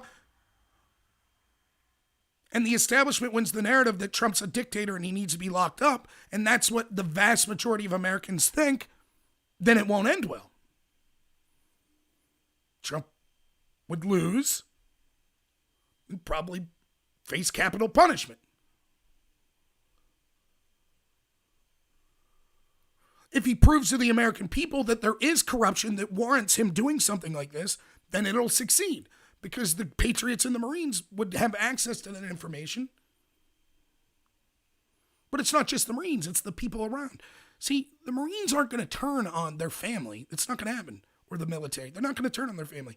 So if they're ordered, like, look, President Trump says that there's corruption, so you got to do this. You got to take over. And taking over means that their family's like, oh my God, Trump's a dictator. No, our country's finally been overthrown. And they're marching against Trump. They're not going to shoot their sisters and their brothers and their parents as they march on Washington. So the battle is the information battle. We have to wake people up. It's hard to wake people up. Like I said it the past 3 days. When the average person, through no fault of their own most of the time, isn't informed. They're working 9 to 5. They're living paycheck to paycheck. They have families. They have things to do. They're not reading this information like me and you, right? They get tidbits, so they hear everywhere. It's like propaganda constantly, everywhere they go. Entertainment industry, academia, mainstream media, Silicon Valley. It's in their head. Trump's a dictator. Trump's horrible. Trump's horrible. Trump's horrible. Trump's horrible. Trump's horrible. Trump's horrible. Most of them have started to wake up to that. We're winning that battle somewhat. But I could see a perfectly reasonable person, left-leaning, right-leaning, moderate, anywhere in between, say this. So wait a minute. There's all this corruption, right? Yep. And so Trump put this point man who's supposed to be really good at fighting corruption. Yep. And that point man looked at all the corruption. Yep. And that point man said, none of this is corrupt. I'm not going to charge any of them. Yep. And therefore, you want me to believe that proves that there's all this massive corruption? Yep. Yeah. I don't believe that.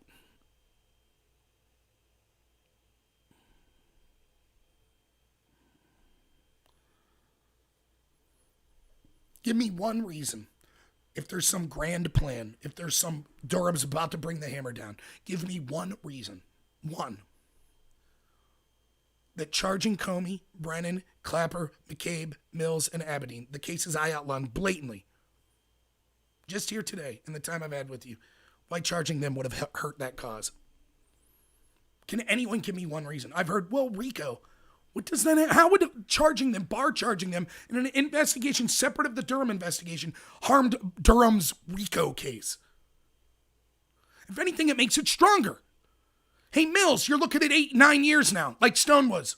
Good luck. We're going to drag you out in your underwear. We're going to tip off Fox News, and then the FBI is going to show up with AR-15s pointed at your face to drag you out in your underwear in the middle of the night. How's that sound? Then you're looking at 7 to 9 years. Now, I bet Mills and Abedin would be a little more likely to speak of the corruption that occurred at the higher levels of their campaign and their time in the Obama administration than if you say, hey, here's what we're going to do. We'll give you immunity on everything. We'll smash all of your devices that prove the crimes you committed. Now, would you like to say anything bad about anything that happened in that administration? They're like, no, we would not. Thank you so much. We're off to our book deals. You guys are the best at the FBI. Thanks so much.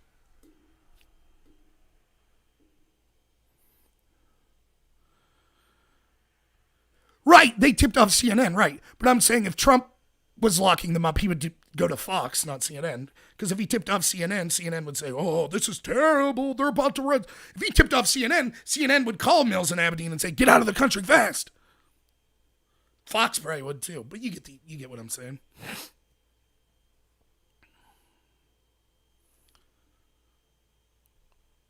Then if those people got arrested, imagine Mills, Abedin, Clapper, Brennan, Comey, McCabe, all 6 of them. Imagine just those 6 were charged with their crimes and currently in jail or facing a trial. Now when we're speaking about the corruption, me and you here, that average person's like, holy cow, every head of the intelligence agency, the 2 top lawyers connected with Trump's opponent's campaign, all in jail or facing criminal charges? That's unreal. Maybe there's something to this. Holy cow. How many more people were involved in criminal actions against Trump? You see, that's easier to wake people up, isn't it? Maybe if we would have listened to Rob in 2017 writing about this corruption, we wouldn't have lost, and again, I mean the country, the 2018 election. Then maybe we wouldn't have had the impeachment fiasco and the stymieing of Trump and the constant investigation of him. Then maybe we could have finished the border wall and stopped veterans not being able to get health care and started to end the homelessness crisis and started to end the opioid crisis and started to make health care more affordable for everyone. Maybe brought down the deficit. Wouldn't that be unusual? Policies that help this country. But instead, Trump every day, what did I read with that McCarthy article at the beginning? Oh, Trump can't tweet. Trump's got to fight for his life. Trump's got to do this. He's got to comply with this. He's got to comply with that. This and this and this and this. Oh, he's got this investigation and that investigation and this person's leaking and that person's leaking. And, oh, this agency says he's bad and this person's resigning and writing a tell-all bill. Trump deals with it every single day. If you started locking people up, the corruption would stop. But I have friends on the right that tell me, nope. It's good. It's a good sign that all these people walk free. It's proof that they'll go down in the future. So, all right, just a couple notes to end here. I'm officially monetized, so I have a super chat button on YouTube. So if you hit the little $sign button and then give me millions of dollars. No, I'm just kidding. But yeah, if you ever want to donate to me on one of these live streams, I'd really much appreciate it. I don't know what the monetization means and exactly what it does. If it starts annoying the crap out of people in some way that I haven't foreseen, please let me know. Because more important than, I'm not doing this for a career. I'm doing this, I do need money and stuff to get new equipment. I desperately need a new computer.